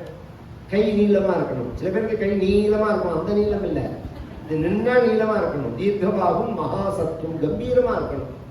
மத்த மாதங்க காமினம். நடந்தா இந்த நடைய வந்து 3-4 வகையா பிரிப்பா. யானை நடை, கஜ, சிம்ம நடை, ரிஷப நடை. காளை மாதிரி நடக்கிறது, சிங்கம் மாதிரி நடக்கிறது, யானை மாதிரி நடக்கிறது. இதுல எல்லாம் யார் சொன்னதையும் காட்டியும் ஒரு படி மேலதான் வால்மீகி சொல்லுவார். இவர் என்ன சொல்றாருன்னா, மதம் முடிச்ச யானை மாதிரின்னா. மதம் முடிச்ச யானை நடக்காது, கரிகட்டு ஓடதான ஓடும். அது இதே மதம் முடிச்ச யானைன்னு சொல்றாருன்னா அதுக்கு ஒரு சூக்ஷ்மமான அர்த்தம் இருக்கு. காட்டுல நாம போறதே, காட்டுவாசிகளை கேட்டா யானை போன பாதையில தான் போவான். ஏன்னா யானை தான் வழக்கமான பாதையில தான் போகும். யானை போய் தான் பாதையே அமையும். புது பாதையில யானை போகாது. ஏன்னா அதுக்கு சத்ருவே பாதை தான். அதுலதான் குழி வெட்டி வச்சிருப்பான், பில்லு பத்தையை பறிச்சு வச்சிருப்பான், அதுல குழியில விழுந்துடும் அப்படிலாம் பிடிக்கிறதுக்காக. இப்ப ஒரு காடு, அந்த காட்டுல ஒரு ஒரு வழியே இல்லை. வழி வரணும்னா என்ன பண்ணணும்? வழி கிடைக்கணும் அப்படின்னா என்ன பண்ணணும்? இன்னைக்கே கபாலீஸ்வரர் கோவில்ல 10 நாள் உற்சவத்துல இன்னைக்கு ரிஷப வாகனம் அப்படின்னா கூட்டம் அமக்கலப்படும். ஜனங்கள் வந்து லட்சக்கணக்கா வந்துடுவா. போலீஸ் தேர் வந்தது, ரிஷப வாகனம் வருது, விலகுங்கோ அப்படின்னா ஜனங்கள் விலக மாட்டா. அதனால நம்ம பெரியவாள்லாம் என்ன ஐடியா பண்ணாங்கன்னா, முன்னாடி ஒரு யானையை விட்டுருவா. யானையை விட்டா கரெக்டா சுவாமி வரதுக்குள்ள வழி கிடைக்கும். நீங்களா சொன்னா கேட்க மாட்டா, யானை வந்தா தானாவே விலகுவா. அப்ப யானை போனா வழி கிடைக்கும். மதம் முடிச்ச யானையா வேற ஆயிடுச்சுன்னா காட்டுல அது வந்து பாதையை போட்டுன்னு போகும். அது மாதிரி தர்மசாஸ்திரம்ங்கிற ஒரு காட்டுல எது பாதைன்னு குழம்புற மக்களுக்கு இதுதான் பாதைன்னு ஒரு பாதையை போட்டு காண்பிச்ச அவதாரம் ராமாவதாரம். ராமன் மாதிரி இருக்கணும், ராமன் போன அதனாலதான் ராமாயணம்னு பேரு. ராம கதை இல்லை இது. அயனம்னா வழின்னு அர்த்தம். தட்சிணாயனம் உத்தராயணம்னு சொல்லணும். தென் திசையில பொழுது வட திசையில பொழுது. அது மாதிரி ராமாயணம் இது, ராமரோட வழி அப்படின்னு அர்த்தம். மத்த மதங்ககாவினும் சந்திரகாந்தா நனம் ராமம். ரொம்ப அழகா இருப்பான் பகவான். அந்த அழகை வர்ணிச்சிடவே முடியாது. ராமரோட அழகு அந்த கவி ஸ்லோகமே உண்டு. சந்திரேதி ராமச்சந்திரேதி. இதெல்லாம் பார்த்தா பார்த்தது போரும்னு தோணாதது 2-3 விஷயங்கள். ஒன்று சந்திரன், இன்னொன்று கடல் சமுத்திரம், 3வது ராமன். எவ்வளவு பார்த்தாலும் பார்த்தது போரும்னு தோணாது. கிருஷ்ணாவதாரம் ஆகர்ஷணமே தவிர அழகெல்லாம் கிடையாது. ஒரிஜினலா அழகுன்னா அது ராமாவதாரம் தான். புவன சுந்தரன்னு பேரு பகவானுக்கு. இந்த பூமியிலேயே சுந்தரன்னு அழகானவன் யாருன்னா ராமர் தான். ராமர் மாதிரி அழகே உலகத்துல ஆண்மகள்ல கிடையவே கிடையாது. பெண்கள்ல ராஜராஜேஸ்வரி மாதிரி அழகு கிடையாது. அதனாலதான் சௌந்தரிய லகரின்னு ஆச்சாரியா. லகரின்னா அலை, முடிவில்லாத அலை அம்பாளோட அழகு அப்படிங்கிறது. அதீவ பிரிய தரிசனம், பார்க்க பார்க்க திகட்டாததான அழகு. திகட்டி போற அழகு இல்லை. சில என்னதான் அழகா இருந்தாலும் குணம் இல்லைன்னா ஆகர்ஷணம் வராது. என்ன அழகா இருந்தாலும் அந்த குணம் தான் நம்மளை பிடிச்சு உட்காத்தி வைக்கிறது. அதுல எப்பேற்பட்டவனா ராமன்னால் ரூப ஔதாரிய குணை பும்சாம் திருஷ்டி சித்தாப ஹாரினம். பகவானுடைய அழகுனால கண்ணை பகவான் இழுத்துருவான். நம்ம கண்ணை இன்னும் அழகா இருந்தாலும் அந்த குணம் தான் நம்மளை பிடிச்சு உட்காத்தி வைக்கிறது. அதுல எப்பேற்பட்டவனா ராமன்னால் ரூப ஔதாரிய குணை பும்சாம் திருஷ்டி சித்தாப ஹாரினம். பகவானுடைய அழகுனால கண்ணை பகவான் இழுத்துருவான். நம்ம கண்ணை மனசை எப்படி இழுப்பான்னால் ஔதாரிய குணை. கொஞ்சம் பேசாம இருக்கும், கொஞ்சம் பேசாம இருக்கும். அவரையும் பேச கேட்க விடாம நடந்து பண்ணிட்டே இருக்கு. இப்படி யாராவது பேசுவாள, கதை சொல்றது யாராவது நடுப்புல வந்து அப்பையில இருந்து கவனிச்சுட்டே இருக்கேன். அவரை கேட்க விட மாட்டேங்கிற. கதை பங்கத்துக்கு மேல பாவமே கிடையாது. கதை சொல்றதே நடுப்புல கெடுக்கிற மாதிரி அப்படி குறுக்க போடுறது, அப்படி போடுறது. உங்களோட கான்சென்ட்ரேஷன் முழுக்க கெட்டு போயிடும். இதுல அந்த தியானத்துக்கு என்ன ராமாயணம் தெரியாமையா நீங்களாம் உட்காந்துருக்கேன். ஒரு 2 மணி நேரம் நாம ராம தியானத்துல இருக்கணுங்கிறதுக்காக. அதனால அதுல ஜாக்கிரதையா இருக்கணும். நான் கோச்சுக்கவே மாட்டேன் யாரையுமே. என்னோட சுபாவமே கிடையாது. இந்த மாதிரி விஷயம் பண்ணா கோச்சு. நீங்க தடை பண்றதுனால எனக்கு இடைஞ்சல் இல்லை. இப்ப நான் கண்ண முடியும்னா நான் மட்டும் சொல்லிட்டு போயிட்டே இருப்பேன். உங்க தியானம் கெட்டு போயிடும். இது எவ்வளவு டியூன் பண்ணி உங்களை கொண்டு வந்திருக்கோம் ராமர் அப்படி தேர்ல வரா மாதிரி. அதை நீங்க பார்க்கணும். கதை கேட்கக்கூடாது, கதை பார்க்கணும். அப்படி ராமர் வரும்போது இவ்வளோ ஜனங்களுடைய கண்ணையும் அபகரிச்சான், மனசையும் அபகரிச்சான். ஔதாரிய குணை. ஔதாரியம்ங்கிறது ஈகைத்தனம்னு பேர். கொடுக்கறது. கொடுத்தாதான் உலகம் மயக்கம். அவன் ஒண்ணு தெரிஞ்சுக்கணும். கொடுத்தாதான் சர்வ ஜீவராசிகளுமே மயக்கம். ஒரு சாதாரண வாசல்ல ஒரு 8 மணிக்கு ஏதோ ஆத்துல ஒரு வாழைப்பழம் மீந்து எடுத்து கோவிலுக்கு போயிட்டு வந்ததுன்னு ஒரு பசுமாடு வந்ததுன்னு நீங்க கொடுத்துருங்கோ, மறுநாள் காத்தால 7:55க்கு மணி அடிச்சா மாதிரி வந்து நிற்கும். நேற்றுக்கு நீங்க வாழைப்பழம் கொடுத்தது மறுநாளைக்கு கரெக்டா வரும். ஒரு காக்காய்க்கு ஒரு சாதம் வச்சா, ஒரு குருவிகளுக்கு வச்சா, ஜலம் வச்சா, இதெல்லாம் பழகிக்கணும். நாமே வாழறதுக்கு இந்த உலகம் கிடையாது. நமக்கு மட்டும் இந்த உலகம் கிடையாது. ஸ்வயம் இல்லாத ஒரு காரியமாவது ஒரு நாளைக்கு பண்ணணும். எனக்காக தான் பண்றேன் அப்படின்னு ஸ்வயம் இல்லாம ஒரு காரியமாவது பண்ணணும். அப்பதான் ஞானம் சித்திக்குங்கிறார் ஆச்சாரியா. அது மாதிரி என்ன ராமரோட எந்த அளவு உயர்ந்த குணம்னு சொல்றேன். இது மாதிரி ஒரு ஷாலை போட்டு வந்திருக்காரு ராமன். ஆமா, இது ரொம்ப நன்னா இருக்கேடா, இதை எங்கடா வாங்கின, எந்த கடையில வாங்கினேன்னா மாமா இது இந்த கடையில இன்னொருத்தரா இருந்தா எனக்கே தெரியாது. அது ரகசியம், பிரம்ம ரகசியம் மாதிரி துக்குனி. இன்னொருத்தருக்கு சொல்லவே மாட்டா விஷயங்கள். சொன்னா பெரிய இது மாதிரி நினைப்பா. இன்னும் சில பேர் இருந்தா ஏண்டாப்பா கேட்டோம்னா வளவலன்னு ஆரம்பிச்சுக்குவான். போற வழியிலேருந்து இப்படி ஒரு பெண்டு இருக்கு, அப்படி ஒரு பெண்டு இருக்கு, இப்படி போனோம் அப்படி போனோம்னு நம்மளை பேசி கழுத்து அறுத்துக்குவான். இந்த ரெண்டும் இருக்கக்கூடாது. ஆமா, இந்த மயிலாப்பூர்ல இந்த கடை இருக்கு, இந்த கடையில கிடைக்கிறதுன்னு சொன்னா கரெக்டான விஷயம். ராமர்கிட்ட அப்படி கிடையாது. நன்னா இருக்கேடா ராமான்னா இப்படி கழட்டி இப்படி போட்டு ஒரு கழட்டி. எவ்வளவு பெரிய சாமானா இருந்தாலும் சரி ராமர்கிட்ட இது நன்னா இருக்கேன்னு நீங்க சொன்னீங்கன்னா உங்க கையில தூக்கி கொடுத்துருவோம். அது எவ்வளவு பெரிய குணம், எவ்வளவு உயர்ந்த குணம். ஒரு உயர்ந்ததா நாம வச்சுட்டு இருக்கோம்னு எல்லாரும் நம்மளை பார்த்து பிரமிக்கணும்னு தான் நாம ஒரு காரியமும் செய்யறது. உங்ககிட்ட இருக்கா, எங்கிட்ட தான் இருக்கு, நான் சங்கிலி போட்டுருக்க மாதிரி, நான் மோதிரம் போட்டுருக்க மாதிரி, நான் பட்டு கட்டு அப்படிதானே எல்லாரும் நினைப்போம். ராமர்கிட்ட அந்த குணமே கிடையாது. நீங்க நன்னா இருக்குன்னு சொல்லிட்டா உங்க கழுத்துல போட்டு வர்றது. இது மாதிரி இருக்கிற மனுஷன் அபூர்வம். அதுக்காக சொல்ல வர ஔதாரிய குணை பும்சா. இதுல ஒரு ஆச்சரியம், இந்த மாதிரி உயர்ந்த பண்புகளால ஆண்களுடைய மனசை கவர்ந்தான் ராமன். இப்ப ஒரு கேள்வி வருது, ராமனை பார்த்து ஆண்கள் மயங்கினார்கள் அப்படின்னு சொன்னா, இப்ப பெண்கள்லாம் ராமனை பார்க்கவே இல்லையா, மயங்கவே இல்லையா அப்படின்னு ஒருத்தர் கேட்டா ஒரு மூடத்தனமான கேள்வியாயிடும். ஏன்னா அதுல ஒரு சிஸ்டம் இருக்கு. உலகத்துல ஆணை பார்த்து ஆண் மயங்க மாட்டான், பெண்ணை பார்த்து பெண் மயங்க மாட்டான். எதிர்மறையாதான் மோகம்ங்கிறது. இந்த ஆணை பார்த்தே ஆண் பிரமிச்ச அவதாரம் ராமாவதாரம். பும்சாம் மோகன ரூபாய புண்ணியஸ்லோகாய மங்களம் அப்படின்னு. ஆண்களே மயங்கினார்கள்னா பெண்கள் ஏமாத்திரம். இப்படி அழகா ராமனை வர்ணிச்சு ராமன் வந்த உடனே தசரதனுக்கே அது போறல. தசரதனுக்கு தேர்ல வர ராமனை பார்த்தது போறன்னு தோணல. சுமந்திரான்னு கூப்பிட்டான். என் ராமனை இன்னைக்கு பார்க்கறதே ஒரு விசேஷமா இருக்கு. நததர்ப்ப சமாயாந்தம் பஷ்யமானோ நராதிபா யாந்தம் ஆயாந்தம் சமாயாந்தம். நீ இந்த தெருவிலேயே 3-4 தடவை பேட்டு வாழணும். சரி, 24 வயசு ராமனுக்கு, 24 வருஷமா தசரதன் பார்க்கறான். இத்தனை நாளா பார்க்காத என்ன ஒரு விசேஷத்தை பார்த்தான் அப்படின்னா, இத்தனை நாளா பார்க்காத விசேஷ தரிசனம் தசரதனுக்கு ராமர் கொடுத்தார். என்னத்தினால கொடுத்தார்னா, நம்மளை மகனாக அடையறதுக்கு நம்ம அப்பா பட்ட கஷ்டம் கொஞ்சம் கிடையாது. 60,000 எல்லா குழந்தைகளும் அதை நினைச்சு பார்க்கணும்.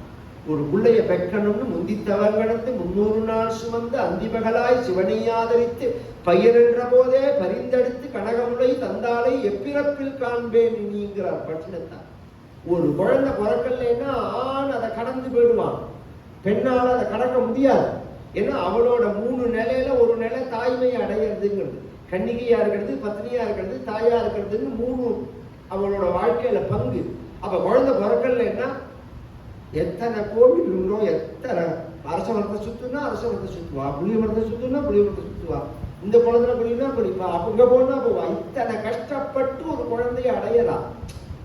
இப்படி கஷ்டப்பட்டு நம்மள மகனாக அடைஞ்ச அப்பா அவர் வாழ்க்கையில சந்தோஷமா சிரிச்சுன்னு பார்க்கிற பார்வை இதுதான் கடைசி.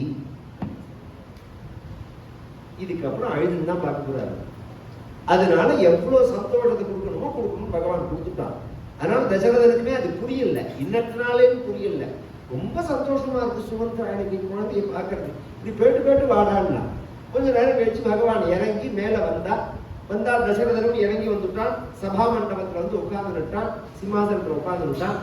ராமரோட ஒரு ஆச்சாரத்தை பாருங்கோ, எப்ப அப்பாவை பார்த்தாலும் நமஸ்காரம் தான் பேச ஆரம்பிக்கும். எல்லாம் அந்த காலத்துல உள்ள பழக்கம். தினப்படி பெரியவாளுக்கு சுவாமிக்கு நமஸ்காரம் பண்ணிட்டு பெரியவாளுக்கு நமஸ்காரம் பண்ணுவா, வெளியில போனா நமஸ்காரம் பண்ணுவா, வெளியில இருந்து வந்தா நமஸ்காரம் பண்ணுவா. வெளியில போறவாளுக்கு தான் நாம நமஸ்காரம் பண்ணக்கூடாது. சில பேர் நான் வெளியில போறவங்களுக்கு நமஸ்காரம் பண்ணலாமான்னு இதையே பிரட்டி போட்டுருவான். வெளியில போனா நமஸ்காரம் பண்ணிட்டு தான் போகணும். வெளியில யாராவது அப்பா அம்மா வெளியில போறான்னா நாம நமஸ்காரம் பண்ணக்கூடாது. அது கடைசியில தான். வெளியில போறதே நமஸ்காரங்கிறது கடைசியில தான். மற்ற சமயங்கள்ல நாம போனா நமஸ்காரம் என்ன நபஜே சர்வதோ மிருத்யுன்னு வாசப்படியை விட்டு இறங்கி திரும்பி ஆத்துக்குள்ள வரத்துக்குள்ள எத்தனை மிருத்யு. நம்ம சாமர்த்தியத்தினால நம்ம வாழ்ந்து முடியுமா?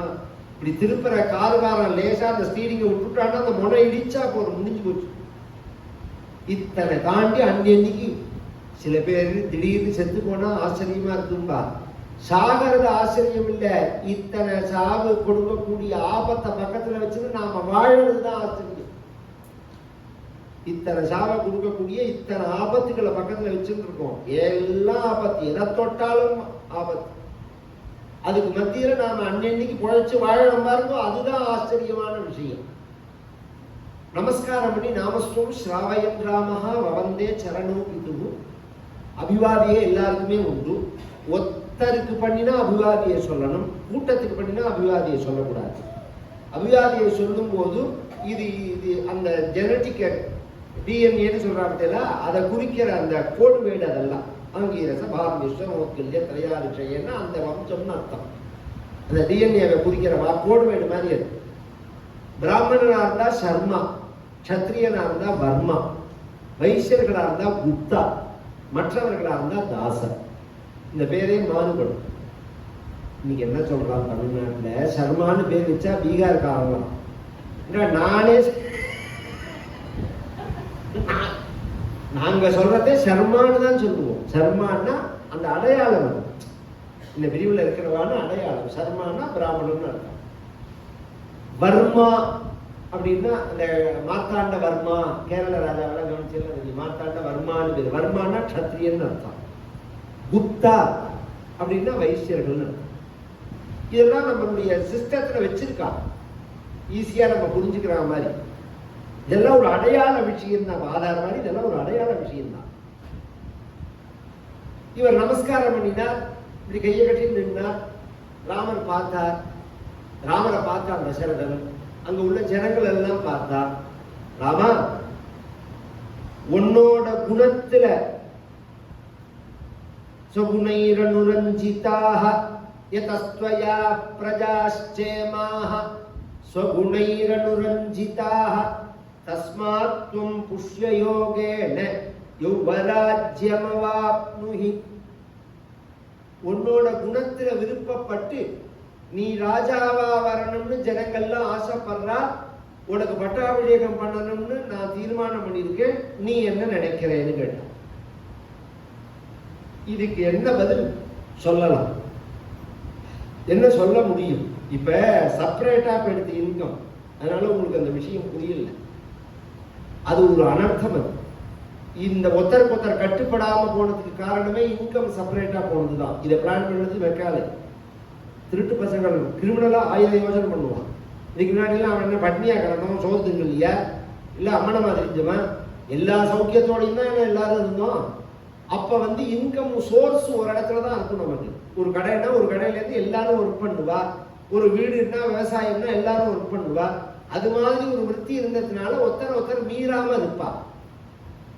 அந்த மாதிரி ஒரு விருத்தியில இருக்கும்போது ஒரு பொசிஷனை அடுத்த ஜெனரேஷனுக்கு டிரான்ஸ்ஃபர் பண்ணும்போது அதை உடனே பண்ணிவிட மாட்டார். கடையில ஆரம்பத்துல உட்கார்ந்த செட்டியாரா இருந்தா மாங்குன்னு அத்தனையும் அவரே பார்த்திருப்பார். அப்புறம் பிள்ளைய கொண்டு பொட்டலம் கட்டுப்பார். முதல்ல பொட்டலம் போடுவார், எடை கொடுப்பார். அவனை எடுத்த உடனே சீட்ல உட்காந்து வைக்க மாட்டார். இந்த தர சாமான வாங்கிட்டு வாங்குவார். அப்புறம் மார்க்கெட்டுக்கு போய் சாமான வாங்கிட்டு வாங்குவார். இத்தனை விஷயமும் தெரிஞ்சதுக்கு அப்புறமும் கல்லால அவர் தான் உட்காந்துருப்பார். கல்லா பொட்டியில அவர் இல்லைன்னா அவர் உட்காந்துக்கலாம் அப்படின்னா. ஏன்னா இப்படி கொஞ்சம் கொஞ்சமா தான் கொடுக்கணும். பட்டு நாசமா போயிடும், நிர்வாகம் நாசமா போயிடும். அதான் விஷயம். ஒரு சாதாரண குடும்பத்திலேயே இந்த பணம் வந்தவொடனே இந்த குழந்தைகளுக்கு இருந்த, நான் நிறைய ஆர்டிகல் படிச்சிருக்கேன், ஈஸியா புரியுற மாதிரி சொல்றேன். TCS ராமதுரைன்னு ஒருத்தர், சேங்காலிபுரம், அவர் சொந்த ஊர் சேங்காலிபுரம், எங்க நாங்களும் ஒரே ஊர் தான். அவர் சொன்னார் ஒரு தடவை, தீட்சிதவான் இந்த IT ஃபீல்டு பிராமணாளுக்கு வரப்பிரசாதம், அதே IT ஃபீல்டு பிராமணாளுக்கு சாபம். எல்லா செக்டரும் மூடின சமயத்துல வேலை கொடுத்தது IT ஃபீல்டு. ஆனா IT ஃபீல்டு வந்ததுனால இதுக்கு முன்னாடி வேலைக்கு போறதெல்லாம் இவ்வளவு கொலாப்ஸ் கிடையாது. கார்த்தால பேங்க வேலைக்கு போவா, இதுக்கு ஆபீஸுக்கு வேலைக்கு போவா, கார்த்தால எழுதி ஸ்நானம் பண்ணிட்டு சந்தியானம் பண்ணி சிவபூஜை பண்ணிட்டு ஆத்துல சாப்பிட்டு கையில சாப்பாடு எடுத்துட்டு வேலைக்கு போயிட்டு திரும்பி சாயங்காலம் எலக்ட்ரிக் ட்ரெயினை பிடிச்சி பல்லாவரமும் புறம்பட்டு எங்கேயோ அங்க அவ்வளவு தூரம் தான் தள்ளி போவா. தள்ளி தங்கி சந்தியாதனம் பண்ணிட்டு விஸ்வாசநாமம் சொல்லிட்டு பக்கத்துல இது மாதிரி பஜனை மடம் இருக்கும், அங்க கதையில இருந்துட்டு ராத்திரி போவா. இது மாதிரி ஒரு சத்சங்கத்தோட இருந்த போனது போக இப்ப சந்தியாதனம் கிடையாது. சந்தியாதனத்தை விட்டுருக்கோம், ஸ்நானமே கிடையாது, பல்லு தேய்க்கிறது கிடையாது. மிருகப்பிராயமா பெற்று இடது கையாளி வலது கையாளி உட்கார்ந்த இடத்துல தின்னுட்டு கண்டத்தை எதைத்தான் திங்குறோம்னு அவனுக்கே தெரியல. கேட்டா இதுல வைட்டமின் இருக்கு, ஏன் மண்ணிலையும் தான் எல்லாம் இருக்கு. ABCDEFன்னு எல்லா வைட்டமினும் மண்ணிலையும் இருக்கு. குடிப்படியாகி வாயில கொண்டு போய அறிவு வேண்டாம். இத்தனை சுதந்திரம் இத்தனை குட்டிச்சவரா போச்சு. இதுக்கு காரணம் என்னன்னா இந்த பணம் தான். அதுல இன்னொரு பிரச்சனை சொல்றேன். இந்த ஃபர்ஸ்ட் பெருசா பூமர் ஆனது பெங்களூர் தான். இந்த IT வந்ததுக்கு அப்புறம் கொஞ்சம் பூமர் ஆனதுக்கு அப்புறம் நான் எல்லாம் பெங்களூர் போறது கிடையாது. ஏன்னா அங்க கதைக்கு போனா முந்தினா எல்லா இடத்துல இருந்து எல்லா இடத்துக்கும் வந்துட்டு போவா. இப்ப அந்த டிராபிக் இதுவா போனதுனால வரது கிடையாது. அதனாலயே நாங்க வர ஒத்துக்கிறது இல்லை கதைக்கு. அந்த மாறுற சமயத்துல நான் பெங்களூரை பார்த்துருக்கேன். வந்த உடனே எல்லா குழந்தைகளையும் நான் சொல்லல, நல்ல குழந்தைகளும் இதுல உண்டு. ஆனா பெரும்பாலான அந்த பணத்தை என்ன பண்றதுன்னு தெரியாது. சம்பளம் வந்த உடனே பெரிய பெரிய ஹோட்டல்ல போய் சாப்பிட்றது, அப்புறம் 10ஆம் தேதிக்கு அப்புறம் மீடியமா உள்ள ஹோட்டல்ல சாப்பிட்றது, 20ஆம் தேதிக்கு அப்புறம் ரோட்டோரம் கடையோரம் கையேந்தி வேணும் பாருங்க, அதுல வந்து நிற்க வேண்டியது, அப்புறம் கடன் வாங்க வேண்டியது கிரெடிட் கார்டுல. இவன் என்ன பண்றானே புரியல. இதுக்கு காரணம் என்னன்னா, அவன் கையில ஒரே சமயத்துல அவ்வளவு பணம் வர்றதுதான் காரணம். கொஞ்சம் கொஞ்சம் கொஞ்சமா கிராஜுவலா அவன் வாழ்க்கை மேல ஏறிடுதுன்னா இதை எப்படி மேனேஜ்மெண்ட் பண்ணணும்னு அவனுக்கு தெரியும். அது மாதிரி ஒரு சிஸ்டத்துல நம்ம வாழ்க்கை முறை. அந்த பவரை மாத்தும் போது உடனே கொடுத்துட மாட்டான். ராமரை கூப்பிட்டு உனக்கு நான் பட்டாபிஷேகம் பண்றது, இது ஒன்றும் யுவராஜ பட்டாபிஷேகம் தான், நீ என்ன நினைக்கிறேன்னு கேட்டா ராமரை கேட்கிறார். ராமர் என்ன பண்ணினார்னா பேசாம இருந்தார். இத சரின்னு சொல்லல, வேண்டான்னு சொல்லல. ஏன் அப்படின்னா சரின்னு சொல்லிட்டா அதுக்கு காத்திருந்த மாதிரி ஆயிடும். வேண்டாம்னு சொல்றது தர்மம் கிடையாது. இப்படி பேசாம ராமர் இருக்கிறத பார்த்துட்டு இதுக்கு பணிவுன்னு பேர். அப்ப தசரதன் சொல்றான், நீ ரொம்ப வினயத்தோட இருக்க. பூயோ வினயமாஸ்தாய பவநித்யம் ஜிதேந்திரியா. நீ ரொம்ப வினயத்தோட இருக்க. ராஜாவா வரதுக்கு இன்னும் வினயம் தேவைடா ராமன். வினயம் மட்டும் இல்லை, ஜிதேந்திரியா, புலநடக்கம் வேணும். எல்லா சௌக்கியமும் வந்துடும். ஏன்னா தட்டி கேட்கறதுக்கு ஆள் கிடையாது. ஒரு குற்றம் பண்ணினா தண்டிக்கிறவன் ராஜான்னா, அந்த ராஜாவே ஒரு குற்றம் பண்றதை என்ன எண்ணத்துல பண்றான், நம்மளையார் தண்டிப்பான்னு தானே, நம்மளையார் தண்டிக்க முடியும் அப்படிங்கிறது தானே. அப்ப புலநடக்கம் இல்லைன்னா தறிகட்டா மாதிரி ஆயிடும் வாழ்க்கை அப்படிங்கிறது. இதெல்லாம் சொல்ல இன்னும் ஜனங்கள் எல்லாரும் ராமனையே பார்த்துட்டு பஞ்சாங்கத்தை எடுத்தா, சைத்ர ஸ்ரீமானயம் மாசஹ புண்யஹ புஷ்பித கானனஹ யௌவராஜ்யாய ராமஸ்ய சர்வமேவோபகல்ப்யதாம். இது சைத்திர மாசம், வசந்த ருது. புஷ்ய நட்சத்திரத்துல பட்டாபிஷேகம் பண்ணலாம். இதோட நிறுத்திருக்கலாம். பொதுவா 100 விஷயம் சொல்லிக்கிறேன். நாள் நாம பார்க்க கூடாது. நமக்கு என்ன ஜோசிய பரிச்சயம் இருந்தாலும் நாம பார்க்க கூடாது. ஏன்னா ஜாதக சாஸ்திரத்துல சொன்னா, ஜோதிஷ சாஸ்திரத்துல சொன்ன மாதிரி ஒரு நாள் கிடைக்கவே கிடைக்காது. யார் நாள் பார்த்தாலும் அதுல தப்பு சொல்ல முடியும். இந்த நாள் சரியில்லை அப்படின்னு ஒருத்தர் பார்த்ததுல ஒருத்தர் தப்பு சொல்லலாம். இதுல வந்து பிரசன்டேஜை வச்சுதான் நாளை தீர்மானம் பண்றது ஒண்ணு. ரெண்டாவது, இதை தாண்டி ஒரு விஷயம் என்னன்னா, வேதம் படிச்சவர்கள் வாக்குனால அதை சொல்லும் போது இந்த கிரகங்கள் ஓரமா போயிடும். அது உள்ள தோஷங்கள் வேலை செய்யாது. வீனஸ் ரத்னமையர் இருந்தார். அவர் ஒரு வார்த்தை சொல்லுவார், அனந்தராம தீட்சிதர் முகூர்த்தம் குறிச்சு கொடுத்தா ராகு காலத்திலையும் நான் கல்யாணம் பண்ணுவேன். அனந்தராம தீட்சிதர் சொல்லணும். அவர் சொன்னான்னா ராகு காலத்துல நான் பண்ணுவேன். ஏன்னா இந்த வாக்குக்குள்ள சக்தி அது. அந்த சக்தி உள்ள வாழ்க்கை. அது வேதாத்தியனம் பண்ணி தான் அந்த சும்மா அது இதென்ன லிப்ஸ்டிக் போட்டு அலங்காரம் பண்ணிட்டு வர சக்தியா அப்படிலாம் கிடையாது. 8 வருஷம் 10 வருஷம் 12 வருஷம் வேதத்தை சொல்லி சொல்லி அந்த சக்தியை ஏற்றினது மட்டும் இல்ல, அந்த சக்தி இறங்காம அனாச்சாரம் இல்லாம இருக்கணும். அனாச்சாரப்படுத்தி அந்த சக்தி இழக்க அட்டிருமே வாசி சிறுதா அப்படின்னு இருக்கு. வாக்குல தான் சக்தி இருக்கு. வாக்களித்தம் வேணும். இதெல்லாம் தேவையா இருக்க இங்க இவன் பண்ண தப்ப சொல்லிவிடுறேன். வசிஷ்டர் பார்க்கலன்னா, வசிஷ்டர் பார்த்து நாள் சொல்லியிருக்காருன்னா பட்டாபிஷேகம் நின்று இருக்காரு. இவனே தான் நாள் பார்த்தா, சந்தோஷத்தினால பார்த்தா. பேச்சு பிராக்ல சொல்றான், சித்திர மாசம் வசந்த ருது, காடெல்லாம் பூத்திருக்கு, ராம பட்டாபிஷேகத்துக்கு ஏத்த சமயம்னா. புண்ணியகா புஷ்பித காணனஹான்னா. வசந்த காலம்னாலே எல்லாம் பூக்கிற காலம் தான். இந்த காடு பூத்திருக்குங்கிற வார்த்தை எக்ஸ்ட்ராவா இருக்கு இதுல ஆட் பண்ணுவானேன்னா அதுதான் போராத காலம். இந்த போராத காலம் தான் வாயில கொண்டு வார்த்தையை விடும். ஆமன வாவான்னு வரவேற்கிறதுக்கு காடெல்லாம் பூத்திருக்கு. இவன் அறியாம இவன் சொல்றான். போயிட்டு வாராமான்னு சொல்லிட்டா உனக்கு நாளைக்கு பட்டாபிஷேகம்ட்டா. நாளைக்கு புஷ்ய நட்சத்திரம், நாளைக்கு பட்டாபிஷேகம்னு சொல்லிட்டார். சொன்ன உடனே ராமன் என்ன பண்றார், கிளம்பி போயிட்டார் வீட்டுக்கு. சபையை கலைச்சுட்டார். 2 செகண்ட் கூட ஆயிருக்காது, ஒரு 10 நிமிஷம் கூட ஆயிருக்காது. ராமனுக்கு தனி வீடு. உடனே சுமந்திரரை கூப்பிட்டு, நீ போய் ராமனை அழிச்சுட்டு வாங்க. இப்பதானே ராமர் வந்தார், இப்பதானே சபையில வச்சு பட்டாபிஷேகம்னு டிக்ளேர் பண்ணினோம். போய் ராமர் அழிச்சுட்டு வர சொல்றேன். என்னத்துக்காக கேட்டான். அந்த காரணத்தை நாளை சாயங்காலம் 6:30 மணிக்கு சொல்றேன். பாலான் ஸ்வகீயான் தவசன் விதானே திவ்யான் என மேல கதை நாராயண நாராயண நாராயண நாராயண நாராயண நாராயண நாராயண நாராயண நாராயண நாராயண நாராயண நாராயண பகவான் மத்தியே நீல சரோஜ கோமல ருச்சி ராமம் பஜே ஸ்ரீராமனம். சுவாமினே நமஹ.